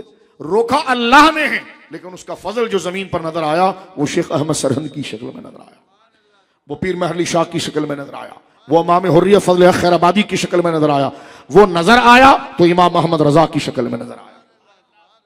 ये होते तो इंसान ही है, लेकिन दीनी खिदमात में जब इनको कबूल कर लिया जाता है तो इनकी जात फजल इलाही बनती है। जो इनसे जुड़ता है वो खुदा के फजल से वाबस्ता होता है। और खुदा का फजल क्या है? नेक अकीदे, अल्लाह की बंदगी कामिल, रसूलुल्लाह का कामिल इश्क, इस्लाम से जुड़ना, कुरान से जुड़ना, यही तो फजल था। तो ये फजल वाले उसे फजल से जोड़ देते हैं। तो अल्लाह फरमाता वलाकिन्नल्लाह ज़ू फ़ज़लिन अलल आलमीन। सादा समाना इसका ये कि मगर अल्लाह रब्बुल आलमीन ने नेक लोगों को पैदा करके शर को पीछे धक्का दिया है, भगाया है क्यों? इसलिए कि अल्लाह अपने बंदों पर फजल करने वाला है और उनके फजल उसके फजल तकवीनी मुजस्सम होकर जब नजर आती है तो कभी अबू बकर सिद्दीक होते हैं, कभी हजरत उमर होते हैं, उस्मान होते हैं, अली होते हैं, अशरम बशरा होते हैं, साहबा होते हैं, बदरी होते हैं, ओहद होते हैं, करबला वाले होते हैं, हुसैन इब्ने अली होते हैं, हसन होते हैं, अबू हनीफा, शाफी, इमाम मालिक, ये हस्तियां, गौस आजम, गरीब नवाज, ये सारे कौन हैं? इनकी इंडिविजुअल तन्हा जिंदगी पढ़िए, खुदा की कसम आप सर पकड़कर बैठ जाएंगे। उस दौर में अगर ये ना होते तो आज दौर में हम कैसे मुसलमान होते? तो फरमाया कि वलाकिन्नल्लाह ज़ू फ़ज़लिन अला। अब मैं हदीस पाक आपकी खिदमत में पेश कर रहा हूं जो थोड़ा से वक्त हमारे पास है, और इस हदीस को बड़ी गौर से सुनिएगा। ये दुनिया का सिस्टम कुदरत ने पहले डिस्कस कर दिया है कि ऐसा होगा, घबराना नहीं, हम उतारेंगे बंदे, बस तुमने उनको ढूंढ कर उनके करीब होना है। और उनके ढूंढने की और उनके तलाश की वजह क्या होगी? कि वो मेरी सुन्नत पर और मेरे साहबा से जुड़े हुए होंगे। यहां साहबा में अहले बैत भी शामिल है, जुड़े हुए होंगे। तो फरमाया कि मा अना अलैहि व अस्हाबी, वो मेरी सुन्नत पर होंगे और मेरे साहबा के तरीक के ऊपर होंगे। और उसका सादा तर्जुमा है अहलुस सुन्नत वल जमाआ। अहलु सुन्नत वल जमाआ, आप अहले सुन्नत कहिए, इस्लाम कहिए, बात एक ही है, दौर के एतबार से उसका तारुफ आपके सामने किया। अब हदीस पाक मेरी बहनें, भाई और जो दोस्त हैं वो जरा इस वक्त को गनीमत जानते हुए और तवज्जो करें। मेरे दोस्तों बुजुर्गों, जनाब रसूलुल्लाह सल्लल्लाहु अलैहि वसल्लम का इरशाद गिरामी है। सरकार अलैहिस्सलाम फरमा रहे हैं अलैहिस्सलातु वस्सलाम, क़ाल रसूलुल्लाह सल्लल्लाहु अलैहि वसल्लम यहमिलु हाज़ल इल्म मिन कुल्लि खलफिन उदूलहु। हुज़ूर अलैहिस्सलातु वस्सलाम इरशाद फरमा रहे हैं कि हर जमाने में एक जमात जो दीन और इल्म मैंने दिया है ना, उसको उठा लेगी, उसको संभालेगी, उसको लेगी। और हुज़ूर अलैहिस्सलातु वस्सलाम का ये इरशाद गिरामी देखें, ये पूरा सिस्टम कुदरत का डिस्कस हो रहा है कि क्या होगा, क्या नहीं होगा। फरमाया देखो फितने तो होंगे, अगर बातिल नहीं होगा तो अब हक को कैसे पहचानोगे? रात नहीं होगी तो दिन को कैसे पहचानोगे? कुफ्र नहीं होगा तो ईमान को कैसे पहचानोगे? ये खैर और शर की तो जंग लगेगी। अस्हाबुल जन्नत व अस्हाबुल नार, जन्नती और जहन्नमी दोनों इकट्ठा रह रहे होंगे, अब उन्हीं में से अलग अलग होंगे। और जो जन्नतियों की राह पर रहेगा वो वाकई में अस्हाब जन्नत होकर जन्नत में चला जाएगा। ये ग्राउंड की बात कर रहा हूं। और कुरान ने यह वादा भी किया, हत्ता यमीज़ अल खबीस मिन अत-तय्यब, मा कान अल मुमिनून मा कान लियज़र अल मुमिनून अला मा अंतुम अलैह। अल्लाह मोमिनों को उनके हाल पर नहीं छोड़ेगा। हत्ता यमीज़ अल खबीस मिन अत-तय्यब, जब तक अल्लाह रब्बुल आलमीन उनमें खबीस और तय्यब को अलग अलग ना कर दे। इसी के साथ आगे अल्लाह फरमा रहा है, वमा कान अल्लाहु लियुत्लियकुम अलल गैब वलाकिन अल्लाह यज्तबी मिन रुसुलिही मन यशा। अब देखिए, लोग ये कहते हैं कि हुजूर को मुनाफिकों का इल्म नहीं था, माज़अल्लाह। मैंने कहा यहां खबीस किसको कहा गया कि मुनाफिक को? मैंने कहा उसी के साथ इल्म गैब वाली आयत आ रही है। फरमा मा कान अल्लाह लियज़र अल मुमिनीन अला मा अंतुम अलैह हत्ता यमीज़ अल खबीस मिन अत-तय्यब वमा कान अल्लाह लियुत्लिकुम अलल गैब वलाकिन अल्लाह यज्तबी मन यशा। इसलिए कि अल्लाह हर ऐरे गैरे को ये सिस्टम और राज नहीं बताता है अपने मुस्तफा को। वही मुस्तफा तुम्हें बताएगा कि तय्यब जात कौन सी और खबीस जात कौन सी। इस आयत के कॉन्टेक्स्ट और पूरे तसलसल को अगर आप, तो ये दूसरी आयत बन गई इस हवाले से कि अल्लाह रब्बुल आलमीन मोमिनों पर फजल फरमाता। तो सरकार दो आलम सल्लल्लाहु अलैहि वसल्लम का इरशाद है कि यहमिलु हाज़ल इल्म मिन कुल्लि खलफिन उदूलहु। सरकार दो आलम सल्लल्लाहु अलैहि वसल्लम फरमाते हैं कि इस इल्म को हर आने वाली जमात में पाकीज़ा लोग इसके हामिल होंगे, इसको संभालेंगे। क्योंकि जमाना गुजरेगा, साहबा कब्रों में चले जाएंगे, फिर उनके बाद यही इल्म, हुजूर फरमाते हैं यही जो इल्म है कौन संभालेगा? फरमाया कि मिन कुल्लि खलफिन उदूलहु, बाद आने वाले आदिल और सिक्का जो लोग होंगे उनके तरबियत याफ्ता वो ले लेंगे। जब ये कब्र में जाएंगे तो उनके बाद नेक लोग उसको ले लेंगे। इस तरह हुजूर फरमाते हैं ये सिलसिला आगे चलता रहेगा। जो मैंने पूरी बहस की, देखें हदीस के अंदर इकट्ठा हो रही है। फरमाया यहमिलु हाज़ल इल्म मिन कुल्लि खलफिन उदूलहु। हुजूर अलैहिस्सलाम इरशाद फरमाते हैं इस इल्म को हर आने वाली जमातों में से परहेजगार लोग उठाएंगे, इसके हामिल होंगे, संभालेंगे। करेंगे क्या वो, और क्या दीन के साथ ऐसा हो रहा था जो उसको प्रोटेक्ट करेंगे? तो ऐसा क्या हो रहा था? तो सरकार ने तीन बातें जिक्र की है। हुजूर इरशाद फरमाते हैं यनफौन अनहु तहरीफ अल गालीन, सबसे पहले वो दीन के अंदर छुप छुपा कर जो मिलावट की जा रही होगी, कुरान के मानी को बदला जा रहा होगा, हदीस के इशारात और तशरीह को बदली जा रही होगी, तो वो आगे बढ़कर, क्योंकि असले दीन कुरान और सुन्नत है, उसको वो महफूज करेंगे। इसमें आला हज़रत की सारी जिंदगी आपको समझ में आ जाएगी। यही तो काम किया इमाम मोहम्मद रज़ा ने, और क्या किया। फरमा दूसरे व इम्तिहान अल मुब्तिलीन, और झूठों के झूठ को वाजे करेंगे कि वो जो दीन के अंदर झूठ को इंजेक्ट कर रहे हैं, खुदा झूठ बोल सकता है, हमने कहा सबसे बड़ा झूठ है, नबी मरकर मट्टी में लगे, हमने कहा सबसे बड़ा झूठ है, खातमुन नबीन का माना आखिरी नबी नहीं है, हमने कहा सबसे बड़ा झूठ है, बिलफर्ज हुजूर के बाद कोई नबी पैदा भी हो जाए तो खातिमत मोहम्मद में फर्क नहीं है, हमने कहा सबसे बड़ा झूठ है। तो हुजूर ने फरमाया कि अलैहिस्सलाम मेरे वो गुलाम अकीदे पर ऐसा पहरा देंगे कि दीन में खास दीनी लिबादा ओढ़ कर भी, जाहिर सी बात है शिकारी जब शिकार करने आता है तो फिर ऐसा लिबास पहनता है कि शिकार को धोखा लग जाए। वो कहते हैं ना कि जनाब जमीन पर जाल ऐसे बिछाते हैं जो मट्टी कलर का होता है, ताकि परिंदे को पता ना चले कि ये जाल है कि जमीन है। तो शिकार में हमेशा शिकार को मानूस किया जाता है। तो दीन में गुमराह करने के लिए कुछ लोग जनाब जो है वो आकर बैठ गए कि हम कुरान का तर्जुमा करेंगे, ये करेंगे। कुछ ने जनाब जो है वो पगड़ी दाढ़ी भी एहतमाम की, जबकि अपनी जगह पर ये बहुत मुकद्दस चीजें हैं। लेकिन उसके जरिए जब वो दाखिल होने की कोशिश कर रहे थे तो सैयद आलम सल्लल्लाहु अलैहि वसल्लम फरमाया कि मेरे वो गुलाम जो बाद में इस इल्म को उठाएंगे और आगे लेकर चलेंगे, तो वो कौन होंगे? जो गुलूफ करने वालों की तब्दीलियों से और दीन में झूठ को दाखिल करने वालों के झूठ से, वो तावील अल जाहिलीन, और दीन की ऐसी ताबीर, ऐसी तशरीह जो बिल्कुल दीन के यकसर खिलाफ। ये कौन सी तावील है कि खातमुन नबीन का माना आखिरी नबी नहीं? ये कौन सी तावील है? ये तो कुरान सुन्नत के, तो खत्म नबूवत का इनकार है। तो ये तीन चीजें हुजूर ने बयान फरमाई, यही आपको इमाम रब्बानी में नजर आएगी। यही तीन काम फरमाए, वो तीन काम करेंगे, इन चीजों से साफ करेंगे, बचाएंगे। यही आपको पीर महली शाह साहब की, यही हजरत आला हजरत इमाम अहले सुन्नत इन बुजुर्गों की जिंदगियों में नजर आएंगी। इस वजह से जब उनसे इतना बड़ा काम लिया जा रहा है तो चाहिए कि कौम अपना ईमान बचाना चाहती है तो कूनू मा सादिकीन, इन सच्चों के साथ वो जुड़ जाए। अब आइए आखिर में चंद बातें मेरे दोस्तों, ये मैंने तमहीद आपके सामने आला हजरत इमाम अहले सुन्नत जैसी शख्सियात जिनको हम पसंद करते हैं, मोहब्बत करते हैं, तो बाज लोग ताना देते हैं आप शख्सियत परस्ती कर रहे हैं। तो मैंने कहा तू भी तो गामदी के पीछे भाग के शख्सियत परस्ती कर रहा है। मैंने कहा ये इल्म तुझे क्या ऊपर से कोई किताब ने टंगा कर दिया? तूने भी तो किसी बंदे के की टीचिंग पर, तशरीह पर, हिदायत पर यकीन करके इस बात को जाना है। उठाया हुआ तर्जुमा करना नहीं आता, तो जो तर्जुमा सही हुआ गलत हुआ, तो उस तर्जुमा करने वाले पर एतमाद करके आगे बढ़ रहा है। तो यही तो हम तुझे कह रहे हैं कि कोई ना कोई एक बंदा चाहिए जिस पर एतमाद करके उसकी तशरीह को कबूल की जाए। इसलिए अहले सुन्नत ने बचाने के लिए कहा कि सिर्फ उस बंदे को नहीं, जब वो तशरीह कर रहा हो तो देखो क्या पीछे जो नेक लोग गुजरे वो यही तशरीह करते थे, फिर और पीछे देखो कि यही करते थे, वो देखो यही करते थे, और कंटिन्यूटी के साथ अगर तुम्हें इजमा मिल जाए तो वो बंदा जो तुम्हारे सामने तशरीह कर रहा फिर उसको छोड़ना नहीं, उससे जुड़ जाना। एक रिवायत है आला हज़रत इमाम अहले सुन्नत ने अल अम्न उला शरीफ के अंदर उस रिवायत को नकल किया है। सादा चेहरे बैठे हैं इसलिए मैं बात को खोलने के लिए अपने भाई और बहनों के लिए बात अर्ज करना चाहता हूं। वो हदीस नहीं है, आला हज़रत इमाम अहले सुन्नत ने लिखा वो हदीस नहीं है, इमाम गजाली ने भी लिखा हदीस नहीं है, अल्लामा सैयद महमूद आलूसी ने इसकी पूरी तशरीह अल अम्न उला शरीफ के अंदर मौजूद है।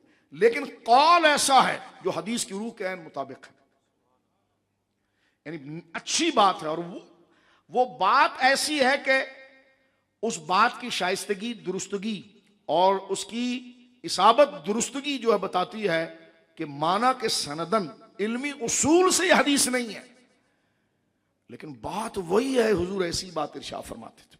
अब हदीस क्या है सुनिए। हम जिस दौर के अंदर होते हैं तो फरमाया कि इदा तहय्यरतुम बिल उमूर, जब दीन के अकीदों की बात आ जाए तो मुतहय्यर हो जाओ, शक हो जाओ कि एक एक बात करता है, एक एक बात करता है, एक एक तशरीह करता है, दूसरा दूसरी तशरीह करता है। एक कमाल का नुस्खा दिया आला फरमा इदा तहय्यरतुम बिल उमूर, जब तुम्हें दीन के अकीदे को समझने के अंदर इंतशार और इफ्तिराक हो जाए कि एक एक कर रहा है, एक एक कर रहा है, तो फरमा फस्तईनू बि अहलिल क़ुबूर, तो मदद तलब करो कब्र वालों के साथ। मतलब क्या है कि जो कब्र वाले थे उनको देखो वो क्या कहा करते थे। ये क्यों बात की मैंने, इससे क्या लज्जत आ गई? मैंने कहा जाहिर सी बात है, आप जो दीन का मसला समझ रहे हैं, हाँ, इस मसले को समझने के बाद क्या आप ये उम्मीद रख रहे हैं कि आप जहन्नम में जाएंगे? नहीं। मैंने कहा क्या उम्मीद रख रहे हैं? कि जन्नत में जाऊंगा। मैंने कहा आप कब, कौन से दौर में ये बात कर रहे हैं? कहने का 2026 में। तो मैंने कहा आप अकेले जन्नत में जाएंगे या पहले भी कुछ लोग जन्नत में गए? बिल्कुल गए हुए हैं। तो मैंने कहा उनका नाम जरा पर्ची पर लिख दीजिए, किन किन को आप पहले जन्नती मानते हैं, फिर उनकी किताबें खोल कर देखें कि जो बात आप कर रहे हैं उनके मुताबिक है कि नहीं, और अगर उनके मुताबिक नहीं है तो आप जन्नती कैसे हुए, और मेरी बात उनके मुताबिक हो गई तो फिर आप मुझे शख्सियत का ताना कैसे दे रहे हैं? जब वो जन्नत में जा रहे हैं तो वो बात मान के मैं दरवाजे पर कैसे खड़ा रहूंगा? तो फरमाया इदा तहय्यरतुम बिल उमूर फस्तईनु बिअहलिल क़ुबूर, जब तुम ऐसे दौर में आ जाओ कि जब तुम्हारे लिए हैरानगी तुम्हें घेर ले कि किसकी बात मानूं किसकी बात ना मानूं, कमाल का नुस्खा है। फरमा फस्तईनु बिअहलिल क़ुबूर, तो मुड़ कर देखना कि वो क्या करते थे। इसलिए जब हमें सनद हदीस दी जाती है ना, तो ये नहीं कहा जाता इसने दौरा हदीस किया है। पहले एक शेख होता है, वो कहता है मैंने इसे इजाज़त दी, क्यों? मेरे शेख ने इसको इजाज़त, मुझे इजाज़त, उनके शेख ने उनको इजाज़त दी, उनके शेख ने उनको इजाज़त दी थी। तो जिस तरह नसब के अंदर शजरा होता है, ऐसे इल्म में भी शजरा होता है। नसब में शजरे में से अगर कोई गायब हो जाए तो उसके लिए बड़ा मसला होता है। इसी तरह इल्म के शजरे में भी गायब हो जाए उस लिए मसला होता है। अहले सुन्नत कहते उसी को हैं कि होता आज है लेकिन उसकी इल्मी इजाजतें सहाबा तक जुड़ी हुई होती। इसी को दौरा हदीस में आपके सर पर पगड़ी बांधकर एक कागज का मुकद्दस टुकड़ा दिया जाता है, उस पर लिखा जाए, वो चेन आपकी वो चेन है कि मैं इनसे इजाजत याफ्ता, वो उनसे इजाजत याफ्ता, फिर वो जाकर आखिर में इमाम बुखारी और ऊपर तक जाकर जुड़ते हैं। तो ये इजाजतें जो हैं ये है वो कि मेरे बाद आने वाले नेक लोग मेरे इल्म को आगे बढ़ाते रहेंगे, बढ़ाते रहेंगे, बढ़ाते रहेंगे। तो उस आज तो इल्म बयान कर रहा है तो आप कहेंगे मैंने उन्हीं से इल्म लिया जिन्होंने इल्म आगे बढ़ा, वो ये है, ये है, ये है, ये है, ये है। तो इसी हदीस के मुताबिक जाकर उन नेक लोगों के सफ में जाकर बंदा खड़ा होता है हुजूर की बिशारत में कि मेरे बाद इस इल्म को चंद सिका लोग उठाकर संभालेंगे और वो दीन को तब्दीली से बचाएंगे। लिहाजा अगर किसी सनद के अंदर किसी की सनद हदीस में 2 नंबर आ गया बंदा तो हम उसको कहते हैं नहीं, आपके पीछे नमाज नहीं हो सकती, इसलिए कि आपने तो गलत लोगों से इल्म लिया हुआ है, पता नहीं आपका अकीदा कैसे होगा। इसलिए हम कहते हैं इमाम रखने के लिए क़िरात बाद में देखो, सनद इजाजत उसकी पहले देखो, फिर क़िरात की तरतीब और तरतील को देखा जाएगा। आला हजरत इमाम अहले सुन्नत रज़ी अल्लाह अन्हु, ये सारा जो मैंने जिक्र कर दिया अब उर्से आला हजरत की कड़ी के तौर पर मैं अर्ज करना चाहता हूँ। इमाम अहमद रजा खान फादिल बरेलवी रहमतुल्लाहि ताला अलैह की खिदमात को अगर आप देखें तो मैं उसको यूं अर्ज करूं, पहले आपकी पैदाइश का मैं जिक्र कर दूं कि आपका दौर कौन सा, आप जिस दौर मुबारक में तशरीफ लाए हैं वो दौर कौन सा है। अब दोनों कैलेंडर के हिसाब से मैं आपको बता रहा हूं, गौर करना। एक तो कमरी एतबार से अगर आला हजरत इमाम अहले सुन्नत की विलादत को आप देखें तो है 1272, पहले शमसी आ जाए 1856, यानी सेकंड वर्ल्ड वॉर से 1 साल पहले 1857 से पहले 1856, 1856, अभी 2026 चल रहा है, 1856 को आपकी विलादत है और 1921 में आपने पर्दा फरमाया। ये कितने साल हुए? 65। हुजूर ने यह भी फरमाया कि उलमा तो आएंगे जो दीन का काम करेंगे, लेकिन उलमा में भी एक दर्जे हैं, उनमें जो खास आलिम होगा ना, जो असल काम करेगा और लोग उसके पीछे चलेंगे, उसको मुजद्दिद कहते हैं, रिवाइवल, वो तजदीद करेगा, उसको इल्म और ऐसी शानें अता हो जाएंगी कि जनाब जो है वो वाकई में। अब देखें ना, हजरत तो सब थे, हम आला हजरत क्यों कहते हैं? क्योंकि वो अपने दौर के इल्म में सबसे बड़े थे। अब लोग जलने वाले बात करते हैं हसद में, हो हजरत अबू बकर को हजरत, हजरत उमर को हजरत, हजरत उस्मान को हजरत, हजरत अली को हजरत, इमाम अहमद रजा को आला हजरत। यार कोई तो बुग़्ज़ की भी कोई इंतहा होती है, हम उनके दौर की बात कर रहे हैं। मैंने कहा तू अपने मौलवी को क्या कहते हैं? हजरत। तो मैंने कहा हजरत अबू बकर को भी हजरत, अपने मौलवी को भी हजरत, दोनों बराबर हो गए। ये क्या करने की ऐसी जाहिलाना बातें। जिसको आला हजरत उर्दू जुबान के अंदर एक बुजुर्गी का टाइटल है उस आलिम के लिए जो अपने असर के अंदर सबसे बुलंद हो। जैसे पहले उर्दू में कहा जाए बड़े मौली साहब, हमारे उर्दू में पहले जमाने में कहा जाए बड़े मौली साहब, बड़े मुफ्ती साहब। अब तो सनद खैर आगे बढ़ गई है, ये लफ्ज़ तो तो इसी तरह लफ्ज आला हजरत, इससे मुराद यह है कि जितने हजरत दीन के खादिमीन हैं, ऐसा आलिम के जिनके खादिमों का कोई नजीर ना मिले। इसलिए बुजुर्गों ने कहा इमाम अहमद रजा रज़ी अल्लाह अन्हु की फौकियत और तफव्वुक ऐसा है कि आपका एक एक खलीफा यह सलाहियत रखता है कि वह अपने वक्त का मुजद्दिद हो। सदरुल शरिया की सलाहियत आप देखें, मलिकुल उलमा की देखें, सदरुल फाजिल की देखें, हजरत मुहद्दिस आज़म कचुचवी रहिमहुल्लाह की देखें, दिगर उलमा के, आला हजरत के एक एक खुलफा की इल्मी सलाहियतों का हाल ये सैयद दारुल शाह साहब को देखें तो जिनके शागिर्दों के अंदर इल्म, तकवा, रूहानियत, मामलात, पाकिज़गी, अमानत और गोया कि खुदा की मोहब्बत, रसूल की मोहब्बत ऐसी है, तो जो उनका उस्ताद और पीर होगा तो वह आला हजरत ही होगा। तो ये लफ्ज उसके साथ जुड़ता है। इसलिए हमारे वहां बड़े बुजुर्गों को, जिस तरह के पीर महली शाह साहब को भी आला हजरत कहा जाता है, बिल्कुल ठीक है ना। किसी और बुजुर्ग को कह दिया जाए मुजद्दिद फिसानी को इमाम रब्बानी कहता, आप कहिए आला हजरत इमाम रब्बानी, कोई हर्ज नहीं है। तो गोया के लेकिन ये लफ्ज जो है बड़े बुजुर्गों को कहा जाता है जो अपने असर और जमाने के अंदर एक पूरी जमीयत रखते हैं।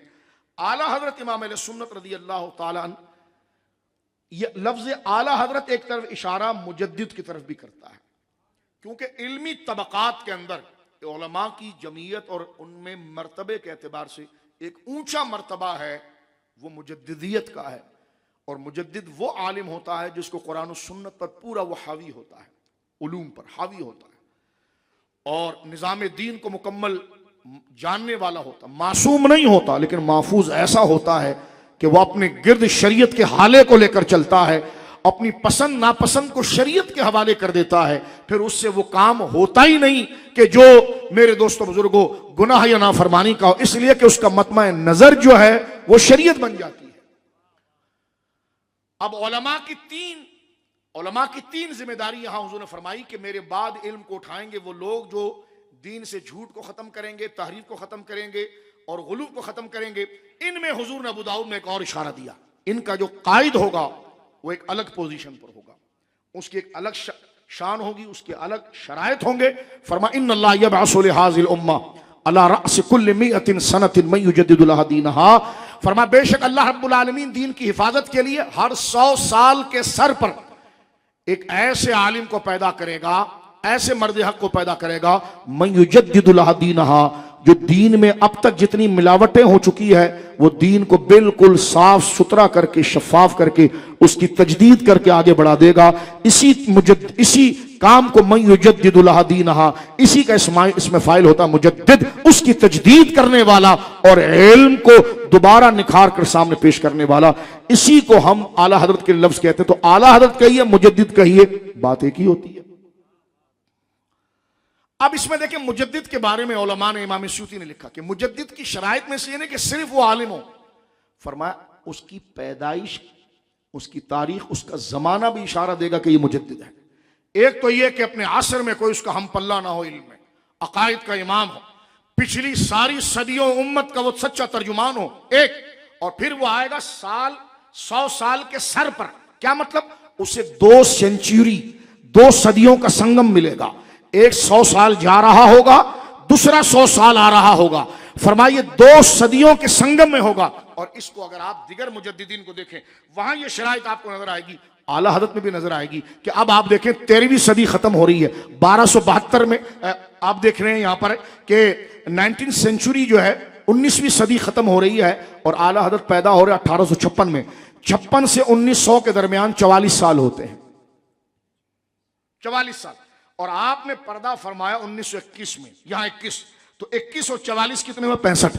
अब आप देखें इल्म में भी आला है और जो हुजूर ने कैद लगाई थी कि अला रास कुल्ली मिअत सनतिन, हर 100 साल के सर पर आएगा। क्या मतलब? उसे ये 100 सदी भी मिलेगी, वो भी मिलेगी। तो आला हजरत की जिंदगी को अगर आप देखें, पहली सदी के 44 साल मिल रहे हैं, दूसरी सदी के 21 साल मिल रहे हैं, और साथ में अकीदा और इल्म भी आप देखिए।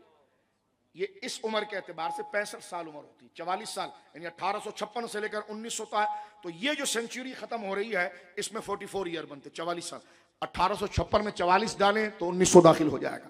और 1921 में आपने पर्दा फरमाया तो 20वीं सदी के 21वें साल, 21 साल और 19वीं सदी जो गुजरी है उसके मेरे दोस्तों बुजुर्गों 44 साल, तो दोनों को अगर आप जोड़ लेते हैं तो वो 65 साल। अब कमरी तरफ आ जाएं आप तो 1272 आपकी पैदाइश, 10 शव्वालुल मुकर्रम 1272 आप पैदा हुए।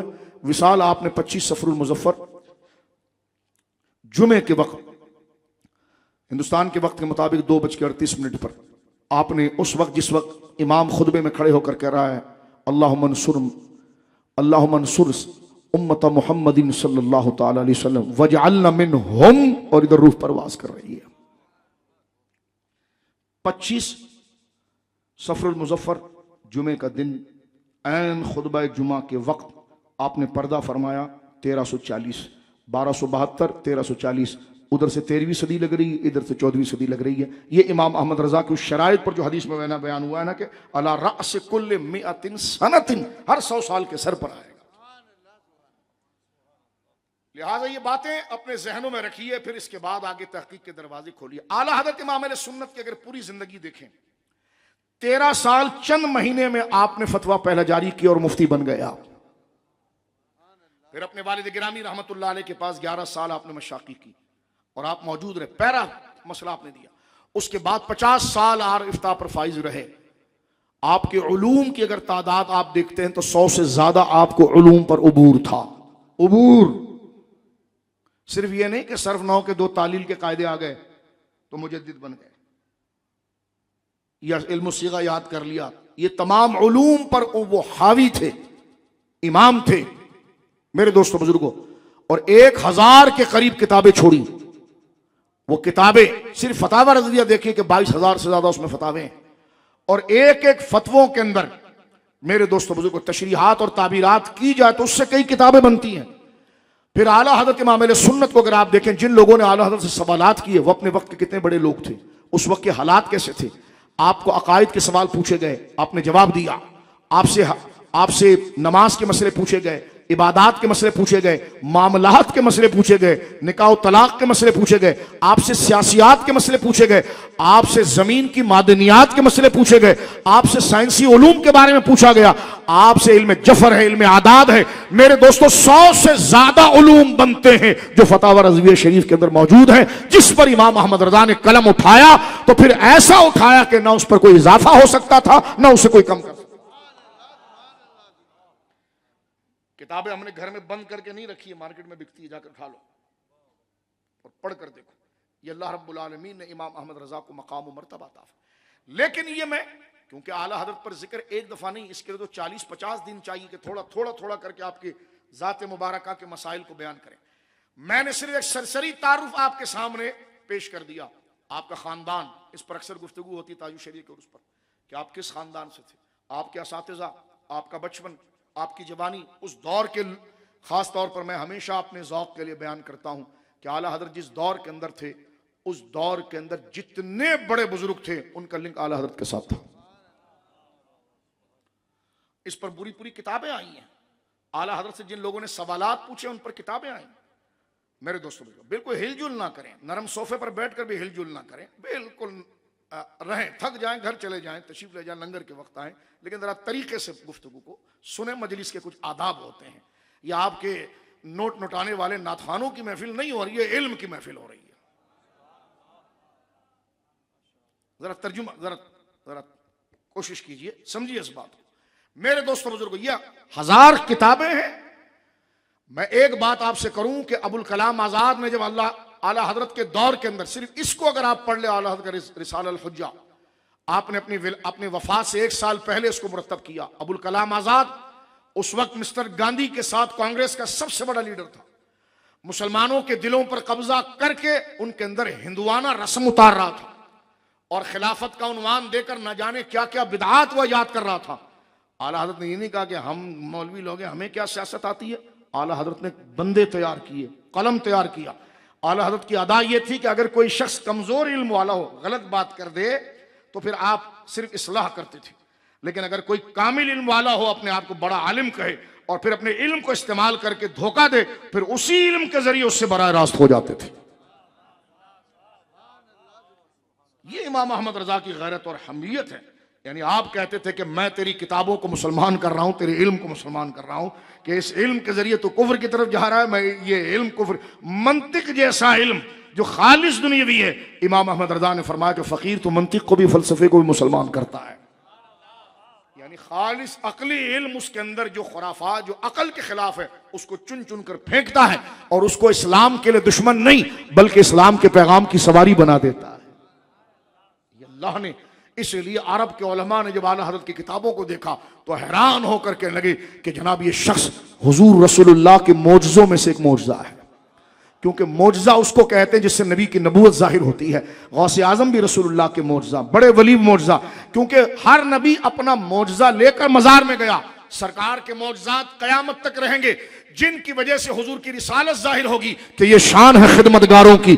तो सरदार का आलम क्या होगा?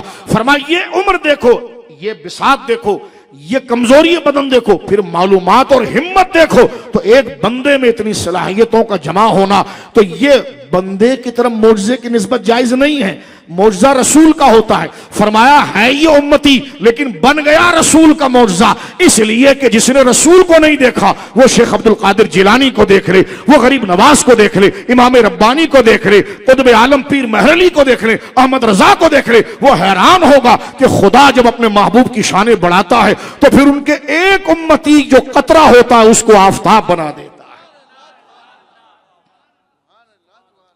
आफताब बनाता है। कतरा बमाना यह कि उसकी तखलीक जो उसके सामने, लेकिन शान व अजमत के लिए आफताब बनाता है। खल्क से औलिया, औलिया से रसूल, और रसूलों से आका हमारा नबी। कतरा ब ईमाना के अपने बड़ों के मुकाबले में फैजान में वो कतरा, लेकिन जब अल्लाह उनसे दीन का काम लेता है, रस्तो लोग देखते उनको हैं लेकिन याद मुस्तफा आते हैं। तो मोजज़ा कहते ही उसको है कि जिसके जरिए रसूल याद आए। और यही दुनिया भर के उलमा ने कहा कि इमाम अहमद रजा का मतमा नजर शरीयत की पाबंदी रहा। उनका खाना, उनका पहना, उनका चलना, उनका बैठना, उनका हाथ उठाना, उनका बात करना, उनका किसी से लेन देन करना, हू बहू कहते थे। हम देखते उनको थे और याद सहाबा की ताजा हो जाती थी। ये मकाम अल्लाह ने इमाम अहमद रजा को अता फरमाया। अब मैं सियासत के हवाले से दो चार जुमले अर्ज करूं तो अबुल कलाम आजाद, उसका शागिर्द है अब्दुल रज़ाक मलिह आबादी, बड़ा कज़्ज़ाब है, उसने उसकी शान में किताबें भी लिखी। कभी वक्त रहे तो उस पर हम गुफ्तगू करें।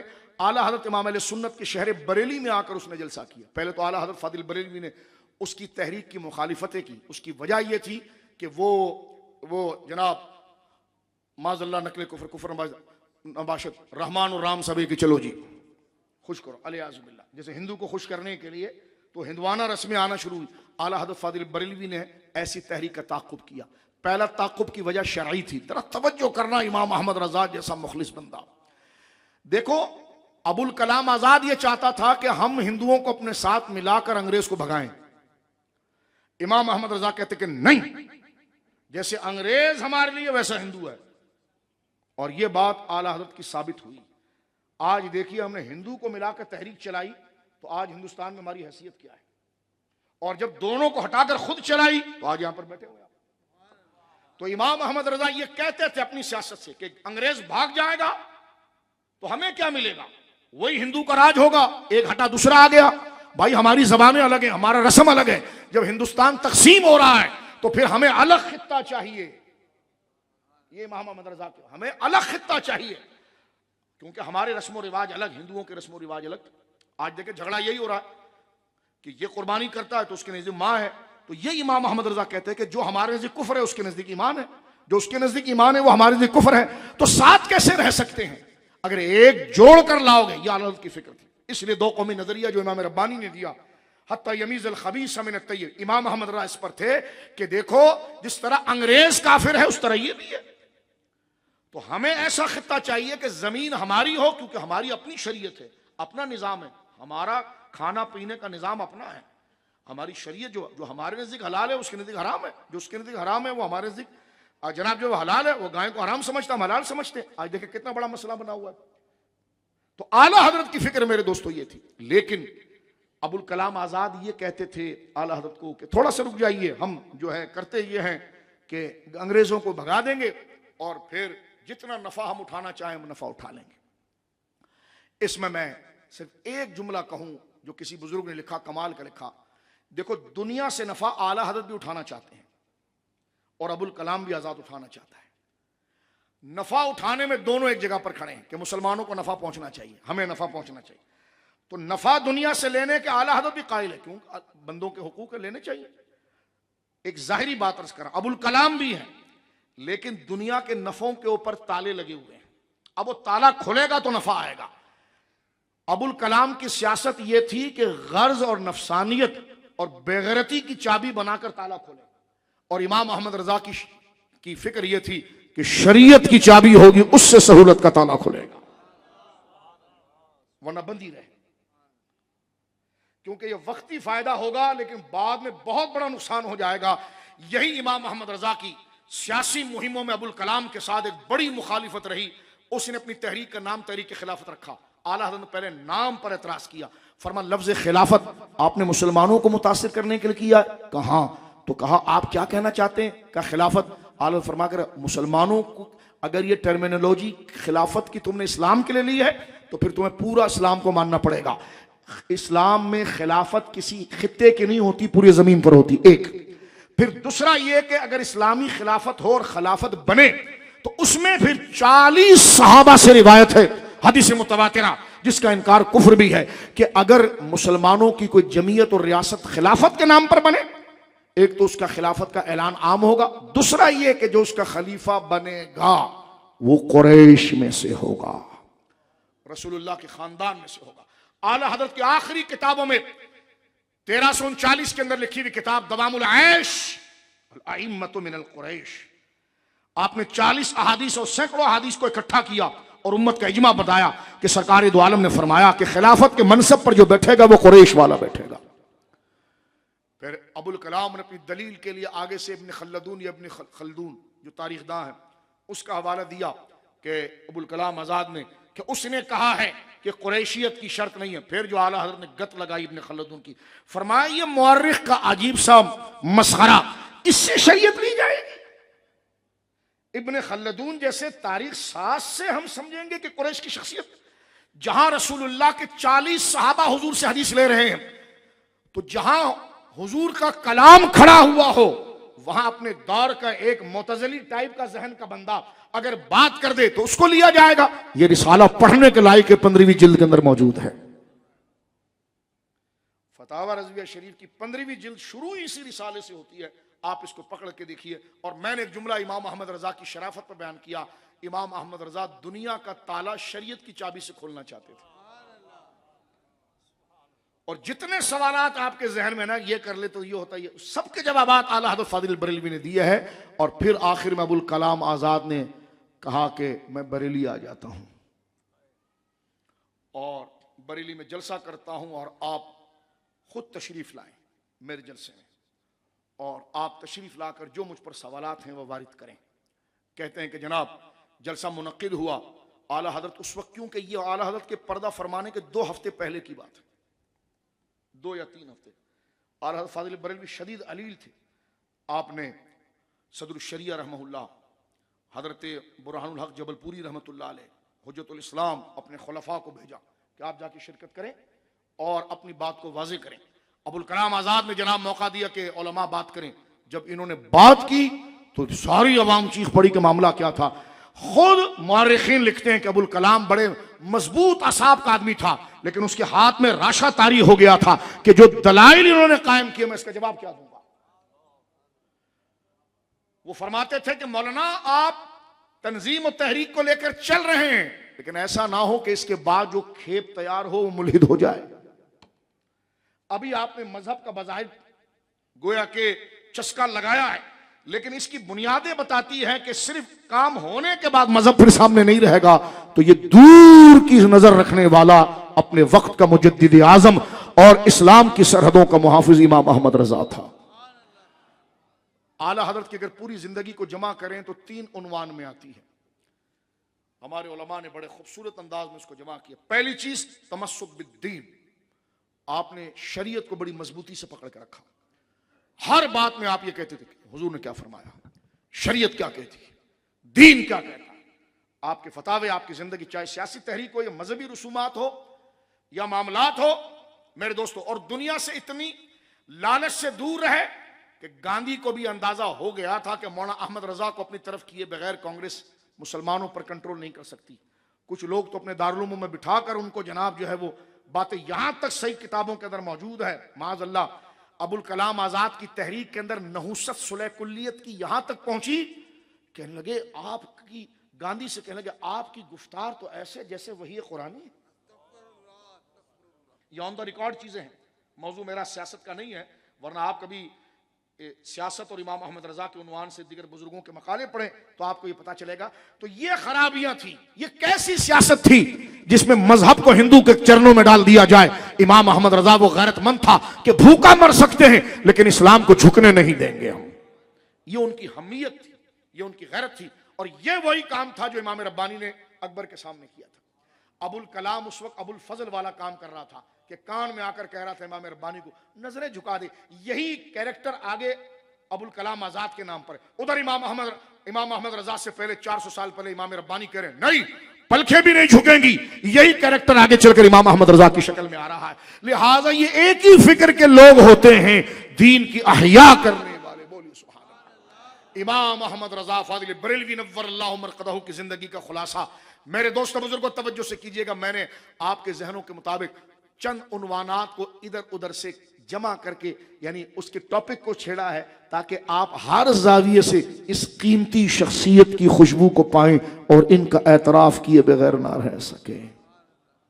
इमाम अहमद रजा की जिंदगी का पहला पहलू शरीयत पर जम जाना। खिलाफ शरीयत काम देखा कसे बाशन, फरमाया कि किल के रजा है खंजर खूनखार बरकबार। किल कहते हैं कलम को, फरमा किल के रजा है खंजर खूनखार बरकबार। आदा से कह दो कि शर मनाए खैर मनाए न शर करे, या रजा के नेजे की मार है कि अदू। ये उस सतह पर बात करते थे जब इंतहा हो जाती थी, जब नसीहत से समझाया जाता था, काम किया जाता था। अगला ढीठ बनकर बैठ जाए तो फिर आला हजरत अपने खास वो इल्मुल लदुन्नी से जब किताबों को मुरत्तब करते और एक अंबार लगाते तो फिर जलाल में कहते थे कि ये रजा के नेजे की मार है कि अदू के सीने में गार है। ऐसे चारा जोई का वार है कि वार वार से पार है। कुछ लोगों को गौसे आजम के जिक्र से चिढ़ लग गई थी। आला हजरत इमाम अहले सुन्नत ने सारी शान गौसे आजम के लिखी और आखिर में लिखा दिल आदा को रजा तेज नमक की धुन है, जख्म पर नमक छिड़ो तो वो ताजा हो जाता है। तो कदम शेख की तो बात करें ना हम के सर भला क्या कोई जाने के है कैसा। तो मेरे दोस्तों ये आला हजरत गौसे आजम, आप देखिए आपके दौर में कुछ लोग गौसे आजम से चिढ़ते थे तो आला हजरत ने गौसे आजम की शान 500 अशार लिखे। आज का शायर उसकी एक रदीफ नहीं लिख सकता। उस जमीन पर जैसे इमाम अहमद रजा ने 500 अशार सरकार गौसे आजम के लिए लिखे हैं और एक जगह आप गौसे आजम की तारीफ करने के बाद आखिर में कहते हैं दिल आदा को रजा तेज नमक की धुन है, एक जरा और छिड़कता रहे खामा तेरा। ये अपनी हया, अपनी फिदवियत, अपनी गुलामी, अपनी अपनी अपनी निस्बत और अपनी आजिज़ी का इजहार करते हैं उस बारगाह के अंदर कि सर भला क्या कोई जाने के है कैसा तेरा, राज किस शहर पे करते नहीं तेरे खुद्दाम। तो आला हजरत की जिंदगी का मरकज क्या था? पहला उन्वान तमस्सुक बिद्दीन, हर हाल में शरीयत और शरीयत को गिरने नहीं देना, कौल और फैल में तजाद ना हो। मैं एक मिसाल देता हूं, आला हजरत कितने हयादार थे। फरमाया तुम्हारे अमल तुम्हारे कौल से शरीयत बाकी रहेगी। उस दौर के अंदर मैं आपके जहनों के मुताबिक थोड़ा एक मजमुआ अर्ज कर दूं। उस दौर के अंदर जाहिर सी बात है इलेक्ट्रिसिटी तो नहीं थी, तो मस्जिदों के अंदर लाइटें तो नहीं थी, बल्ब नहीं थे, सिवर नहीं थे। उस दौर के अंदर मस्जिदों के अंदर चिराग जलाए जाते थे, लालटेन जलाए जाते थे। अब उसके लिए तेल कौन सा इस्तेमाल होता है? मट्टी का तेल, जिसको घासलेट भी कहते हैं। उससे बदबू आती है और हदीस सामने खड़ी, आप देखें इमाम अहमद रजा सामने हदीस खड़ी थी कि मस्जिद में कोई बदबू वाली चीज ना लाई जाए, उससे फरिश्तों को तकलीफ होती है। तो फतवा लिख कर दिया और ये दिया अपनी मस्जिद के लिए खास। अब तेल नहीं होगा तो चिराग कैसे जलेगा? तो फरमाया कि जनाब ये तेल डालना जायज नहीं कि जिसके अंदर बदबू है। अब जब आप खुद आए नमाज पढ़ाने के लिए तो मौलाना किफायतुल्लाह जो आपके खादिम है वो चिराग जलाए हुए, तो आपने जलाल फरमाया फतवा मैं ये देता हूं। देखा हया शर्म, ये हया है रसूलुल्लाह के दीन से। फरमा फतवा मैं देता हूं कि मस्जिद में ये नहीं चलेगा। कह लगे हुजूर मैंने खुशबू वाला चमेली या किसी और का तेल डाला है, वो नहीं है। करीब आके सूंगा, अच्छा लेकिन लोगों को कैसे पता चलेगा? जाओ मस्जिद के दरवाजे पर खड़े हो जाओ, जो भी नमाजी आए उसको कहो कि इसमें मिट्टी का तेल नहीं है, इसमें ये वाला तेल है, इसमें मिट्टी का तेल नहीं। यानी ये हया थी कि किसी के नजर से शरीयत का रोब खत्म ना हो जाए। ये मेरे आला हज़रत इमाम अहले सुन्नत की अदाएं, और इतना दर्द था उम्मत के लिए।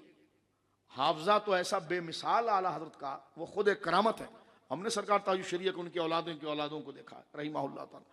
हाफजा तो उनका एक अल्लाह की अता है कि एक नजर देख लें तो फिर जिंदगी भर उस बात को ना भूलें।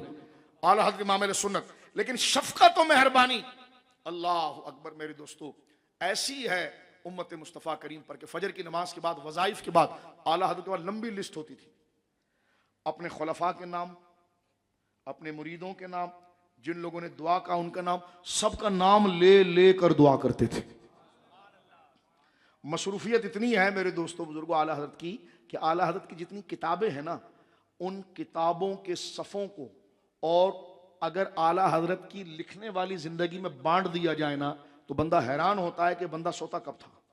और फिर जो लिखा गया वो छापा नहीं है, ना कंप्यूटर था ना शामिला था, खुद तलाश करना है, खुद लिखना है, खुद उसकी तबीयत करनी है। तो अल्लाह ने काम की बरकत, जितना लिखा है उसको आला हज़रत की जिंदगी में अगर बांट दें आप, तो कहा जाता है कि ये शख्सियत आराम कब करती थी। इतनी किताबें और एक एक फतवा, इतनी तहकीक का, जिसको शायद हम 20-25 साल या 15 साल लगाकर उस इल्म को समझें, फिर उन इबारतों को ढूंढे, लिखें। इमाम अहमद रजा के ऐसे फतवे रोजाना 500 जारी होते थे। मैं सिर्फ एक चिंगारी भड़का रहा हूं कि उनको पढ़ो, उनको देखो।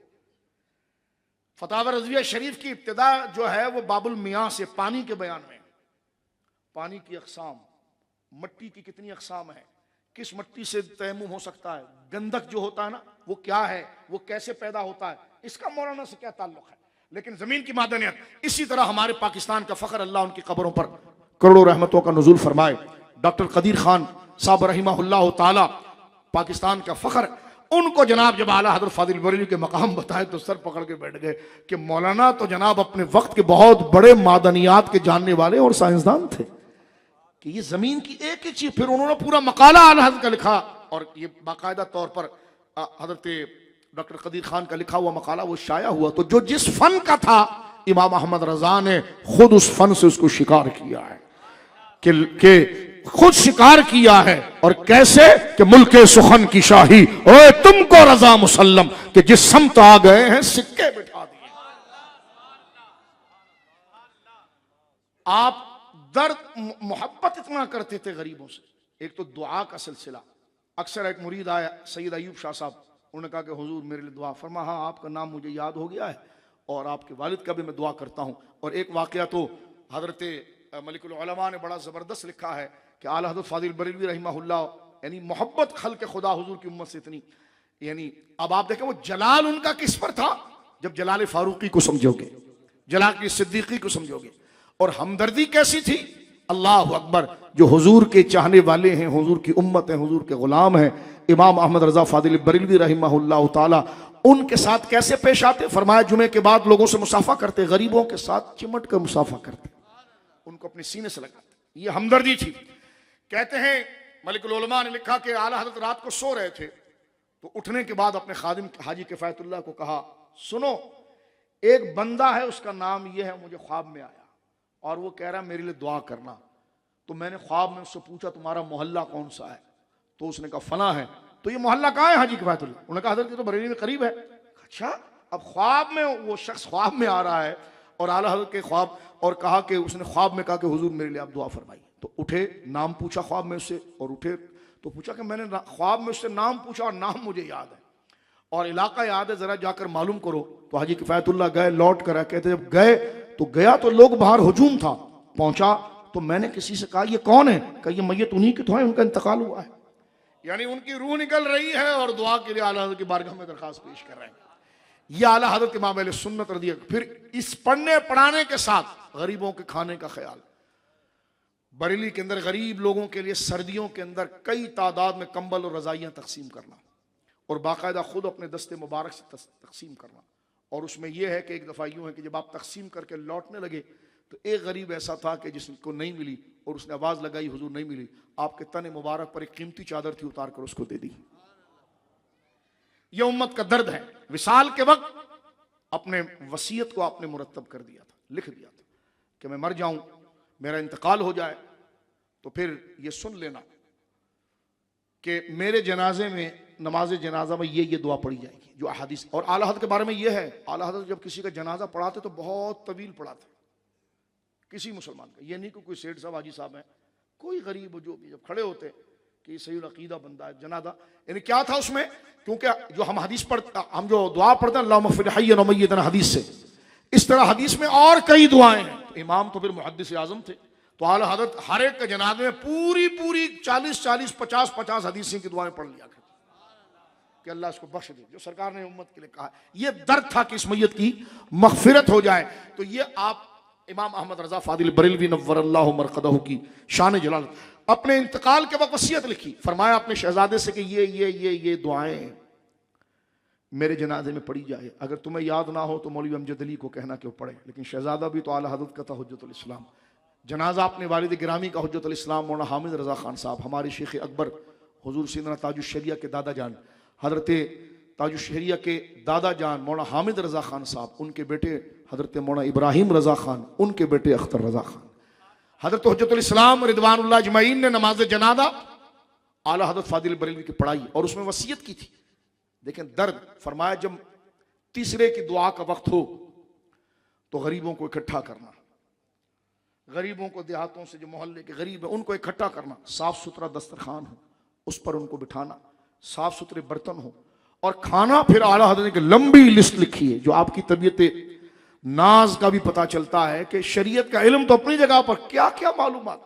आप अगर वसाया के अंदर आप ये देखें तो आला हज़रत ने अपने स्वयं के खाने की पूरी लिस्ट लिखी है, लेकिन किसके लिए, कि गरीबों को खिलाना, कि जिन्होंने इसका नाम कभी सुना होगा या किसी पकवान की दुकान के करीब से गुजरे तो खुशबू ली होगी, लेकिन जेब ने इजाजत नहीं दी होगी कि अपने बच्चों के लिए कुछ ले जाऊं, का उसको लाना, बिठाना और खाना। का बड़े के गोश्त में ये बनेगा, मुर्गे में ये बनेगा, चावल में ये बनेगा, पूरी एक लंबी फहरिस्त है। फरमाया कि गोश्त में ये बनेगा, शोरबे में ये बनेगा, चावल में ये बनेगा, और फिर ठंडक के लिए फिर मीठे में ये बनेगा, ठंडक के लिए बनेगा। ये सारी फहरिस्त बनाई और फरमाया हज़रतुल इस्लाम से कि ये जो मेरे जेब खास के पैसे हैं इससे स्वयं में खाना बनेगा। और अमीर के लिए तो आला हज़रत फतवा दे चुके हैं कि स्वयं का खाना अमीर को खाना जायज़ नहीं है। जो हमारे वहाँ खामखा का एक रस्म चल पड़ी, इसको ख़त्म कर दें खिलाने की, क्योंकि करीब करीब रहते हैं, बस खा के चले जाएं, नमाज पढ़ें। हमारे वहाँ बड़ा अच्छा एक रिवाज है कि जरा मस्जिद में आए, स्वयं करें, इमाम साहब दुआ करें, बस जाएं, दरवाज़ों की तरफ ना देखें, खानों की तरफ ना देखें। मैयत का खाना गम का खाना है। और मैं तो हैरान हुआ कि 15-15 लाख के हॉल लेकर स्वयं किया जा रहा है। इस बिदआत और फजूल खर्ची को खत्म कीजिए कि जनाब अम्मी का इंतकाल हुआ, वरना बिरादरी वाले कहेंगे ये बड़ा कंजूस था, तो उसने जनाब 40 लाख का हॉल लिया है, 50 लाख का जो है कि वो स्वयं हो रहा है। तो खुदा रहा ये रस्म ना लाएं, क्योंकि नीचे वाले जो होते हैं उनके हाथों में भी खारिश बड़ी होती है। वो कहता है जब मेरा सेठ अपनी माँ का स्वयं 40 लाख में कर सकता है तो मैं भीख मांग के, चोरी करके, सेब का जेब काट के 25 लाख का तो हाल लूंगा, ताकि मुझे पता तो चले मैं गरीब थोड़ी हूं। तो हमारे गरीबों को भी चैन नहीं है, हम भी गरीब, हमारे वहां भी चैन नहीं। हम देखम दाकी के अंदर, शादी ब्याह की रस्म के अंदर कर्जा लेंगे, दिगर मामलात करेंगे, ये जबकि जब शरीयत का सहारा और ढारस हमारे साथ है तो कह दिया जाए भाई मैं मुसलमान हूं, हिंदू नहीं हूं, जो मेरा दीन चाहेगा मैंने वो किया है, तुम मुझे ताना देते हो, खुदा को जवाब दोगे मैंने जो किया वो ठीक किया। तो मैयत का कोई खाना नहीं होता। हाँ, जिनके घर मैयत हुई है पड़ोस उनके घर खाना भेजेंगे, ये हदीस के अंदर है। ये नहीं कि जनाब वो मैयत हुई है और जाओ भाई जनाजा पढ़ लिया चले जाओ, जनाजा पढ़ लिया चले जाएं, आप स्वयं हो गया, दरवाजे पर बैठे उसके दरवाजे को देख रहे हैं और उसको शर्म दिला रहे हैं, खाना नहीं खिलाएगा। ये इंतहाई मनहूस तरीका है। आला हज़रत ने कई हवाले इस रिसाले में लिखे हैं और फरमाया कि इससे दिल मुर्दा होता है। दिल मुर्दा होने से मुराद नहीं कि हार्ट अटैक चला होता है, दिल मुर्दार होने का माना है कि अब नमाजों में दिल नहीं लगेगा, अब तबीयत नेकी की तरफ नहीं आएगी, ये माज़अल्लाह दिल मुर्दा होने का माना है। तो फरमा मैयत का खाना दिल को मुर्दार करता है। तवज्जो है आपकी? तो मेरे दोस्तों बुजुर्गों, आला हजरत इमाम अहले सुन्नत ने अपने स्वयं के लिए गरीबों का खास किया, और वो सारे खानों की चीजों को आपने जिक्र किया।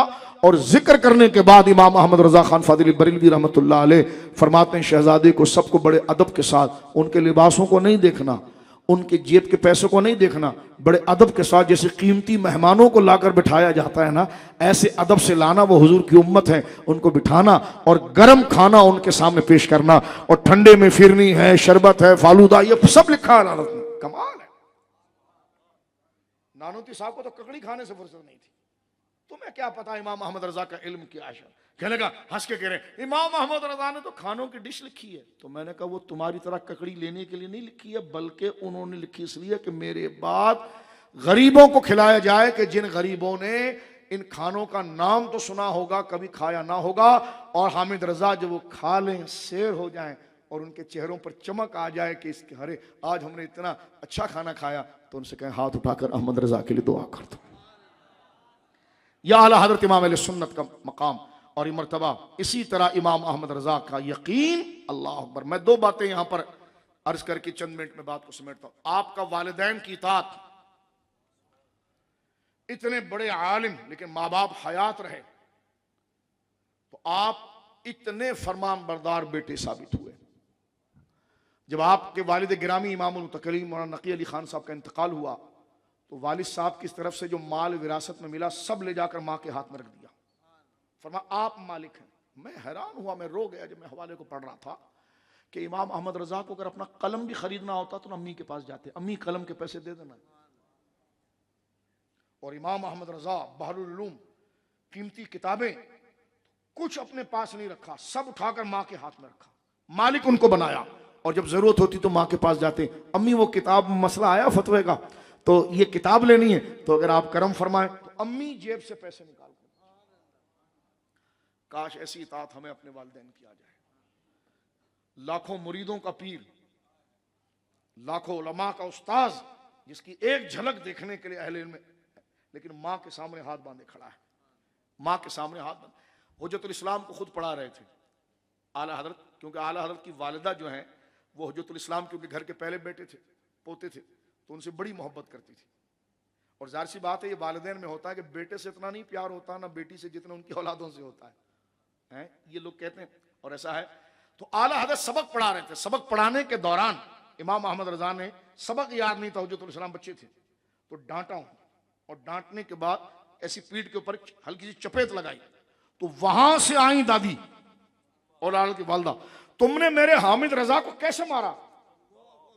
तो हाथ बांध के खड़े हो गए, सर आगे कर दिया गुलामों की तरह कि अम्मी जान मारिए। तो आपकी वालदा आपकी पुष्ट पर चपेट मारती थी, और आप हाथ बांधते। फिर जब याद आया तो कहती थी, मैंने क्यों हाथ उठाया अहमद रजा के ऊपर। लेकिन ये देखें मां का अदब जो यहां पर जिक्र हुआ। आपने अपना फरीजा हज अदा कर लिया था। दूसरे हज में आप अपने छोटे भाई रजा खान, मौलाना रजा खान जो आपके छोटे भाई थे, वो उनकी अहलिया हज के लिए जा रही थी। जहाज का दौर तो नहीं था, बंबई तक आना पड़ता था, वहां से कश्ती में फिर समंदर के रास्ते। तो आपने बरेली से निकलकर झांसी का इलाका है, वहां पर रेलगाड़ी का स्टॉप था, वहां छोड़ा ताकि वो रेलगाड़ी से फिर वो बंबई चले जाए। तो वहां जब पहुंचे तो आपके दिल के अंदर याद मदीना उठ गई। इमाम अहमद रजा के लिए उठना है भी सच, और कैसी उठी होगी, लेकिन वालदा की इजाजत नहीं है। और फिर खुद कहते हैं नफली हज है, उसके लिए वालिदैन की इजाजत फर्ज है, जाना हराम। शरीयत देखिए आप यार, एक तरफ इश्क ऐ शौक के दिल, ये सजदा गर उनको रवा नहीं। देखे पाबंदी ये शरीयत, अच्छा वो सजदा कीजिए कि सर को खबर ना हो। बोलो सुभान अल्लाह। लौट कर आए, कहते इशा का वक्त था और दिल मचल रहा था, अम्मी से इजाजत नहीं ली थी, और खुद मुफ्ती आजम है, खुद को फतवा देते हैं हज मेरा नफली है और मां की इजाजत के बगैर जाना हराम है, पूछूंगा जरूर। कहते हैं कि मैं गया तो अम्मी जान सो रही थी, और पता खुद को कहते हैं अम्मी इजाजत तो देंगी नहीं, क्योंकि बार बार मुझे आकर देखती हैं, पूछती हैं, तो मोहब्बत बहुत करती थी, इजाजत नहीं देंगी और मुझे निकलना है ताकि फिर मैं अपनी सवारी ले सकूं और पहुंचूं और जहाज से सफर के मदीने की हाजिरी पेश करूं। कहते हैं कि जब मैंने देखा कि वालदा साहबा हुजरे में आराम फरमा रही हैं, तो मैं गया और मैंने कदमों में सर रख दिया, अम्मी के पांव पर सर रख दिया। तो अम्मी ने मुझे घबरा कर उठी, क्या हुआ? कहा सफर मदीना चाहता हूं, कहा खुदा हाफिज, बस ये कहा मैं जल्दी से निकल गया। अम्मी की जुबान से बरजस्ता नींद में थी, उन्होंने कहा खुदा हाफिज, बस इतना सुना और निकले और आप मदीने शरीफ तशरीफ ले गए। ये आला हज़रत इमाम अहले सुन्नत की अपने वालिदैन का अदब था। बोलिए सुभान अल्लाह। और खुद लिखा है कि फकीर के दिल में हसद कभी नहीं रहा। हमारे दौर में अगर किसी को इल्म हासिल करता हुआ देखा तो किसी भी फजल वाले के पीछे दूसरे लोग पड़ जाते हैं, पढ़े लिखे लोग पड़ जाते हैं और उसको नोचते हैं। तो बताओ अगर यही होगा तो कौन बंदा ऐसे राह में इल्म हासिल करेगा। फरमा फकीर के दिल में कभी हसद नहीं रहा। जिसको अपने से बेहतर जाना उसकी दसबोसी की, उसके हुजूर पेश हुआ। जिसको सही नजरिए पर जाना खूब ऐलान करके उसका तारुफ कराया ताकि खल्क़ खुदा उसके करीब आए। खुद अलकाबात उसके लिए इजाद किए ताकि उसकी इज्जत और नुसरत साबित हो। ये इमाम अहमद रजा खान फादिल बरेलवी नव्वर अल्लाहु मरक़दहू की जलालत है। अल्लाह रब्बुल आलमीन उनकी कब्र शरीफ पर करोड़ों रहमतों का नुज़ूल फरमाए। और आज का जिक्र खालिस अल्लाह की मोहब्बत में हुआ क्योंकि ये लोग जो हैं वो अल्लाह की मोहब्बत के मजहर हैं। आला हज़रत से हमें दस्तूर ज़िंदगी भी मिलता है, घरेलू ज़िंदगी के मामलात भी मिलते हैं। सादात का अदब ऐसा है, सादात का अदब ऐसा है, अल्लाह अकबर। मैंने कई दफ़ा कहा और आला हज़रत फादिल बरेलवी रहमहुल्लाह के कुछ रसाइल का तारुफ करना चाहता था, लेकिन मेरे दोस्तों बुजुर्गों बस यूं समझ लो 26 साल की उम्र में पहला कई रिसाले लिखे हैं आपने, लेकिन 26 यानी आपने तो लिखना शुरू कर दिया था, लेकिन 1298 जिस वक्त आपकी उम्र 26 साल थी 72 से अगर आप देखें तो आपने एतकादुल अहबाब लिखी। ये एतकादुल अहबाब हर सुन्नी के घर में होनी चाहिए। इसमें अल्लाह की तौहीद, हुजूर की रिसालत, सहाबा किराम के मर्तबे, मकाम, जंग सफ़ीन, जमल, ये सारी चीज़ें वह इकट्ठा की है और उसमें रावजियत और तफजीलियत का नातिका बंद किया और ये आपकी मुबारक किताब का नाम है एतकादुल अहबाब। इसके ठीक 2 साल के बाद 28 साल की उम्र में आपने अफजलियत सिद्दीक़ अकबर पर एक शाहकार लिखा ज़ुलालुल अनक़ा। यह आपकी मुबारक किताब है। इसी तरह आला हज़रत फादिल बरेलवी रहमतुल्लाह तआला अलैह की किताबों के अंदर एक शाहकार किताब जो आपने 1311 के अंदर लिखी और वो बड़ी मुकद्दस किताब तकबीर इब्हामैन, अंगूठा चूमने का मसला, वो इल्म का एक शाहकार है। फिर आगे देखे अल अम्न वल उला शरीफ कि सरकार दो आलम सल्लल्लाहु अलैहि वसल्लम के बिइज़्निल्लाह मुख्तार कुल होने पर, दाफिल बला व शाफिल वबा होने पर यह अल्लाह ने जो शान, यह आला हज़रत की किताबों, आला हज़रत की किताब की शान ये है कि आपका कोई बंदा अगर फ़िक़्ह का मसला भी पढ़े तो मसले के साथ साथ वो आशिक़ रसूल हो जाए, वो दीन का चाहने वाला हो जाए। तो आला हज़रत इमाम अहले सुन्नत की कब्र मुबारक पर अल्लाह करोड़ों रहमतों का नुज़ूल फरमाए, क्योंकि यही वो हस्तियां हैं कि जिनके ज़रिए हमारे दिलों के अंदर मोहब्बत व ईमान साबित होता है।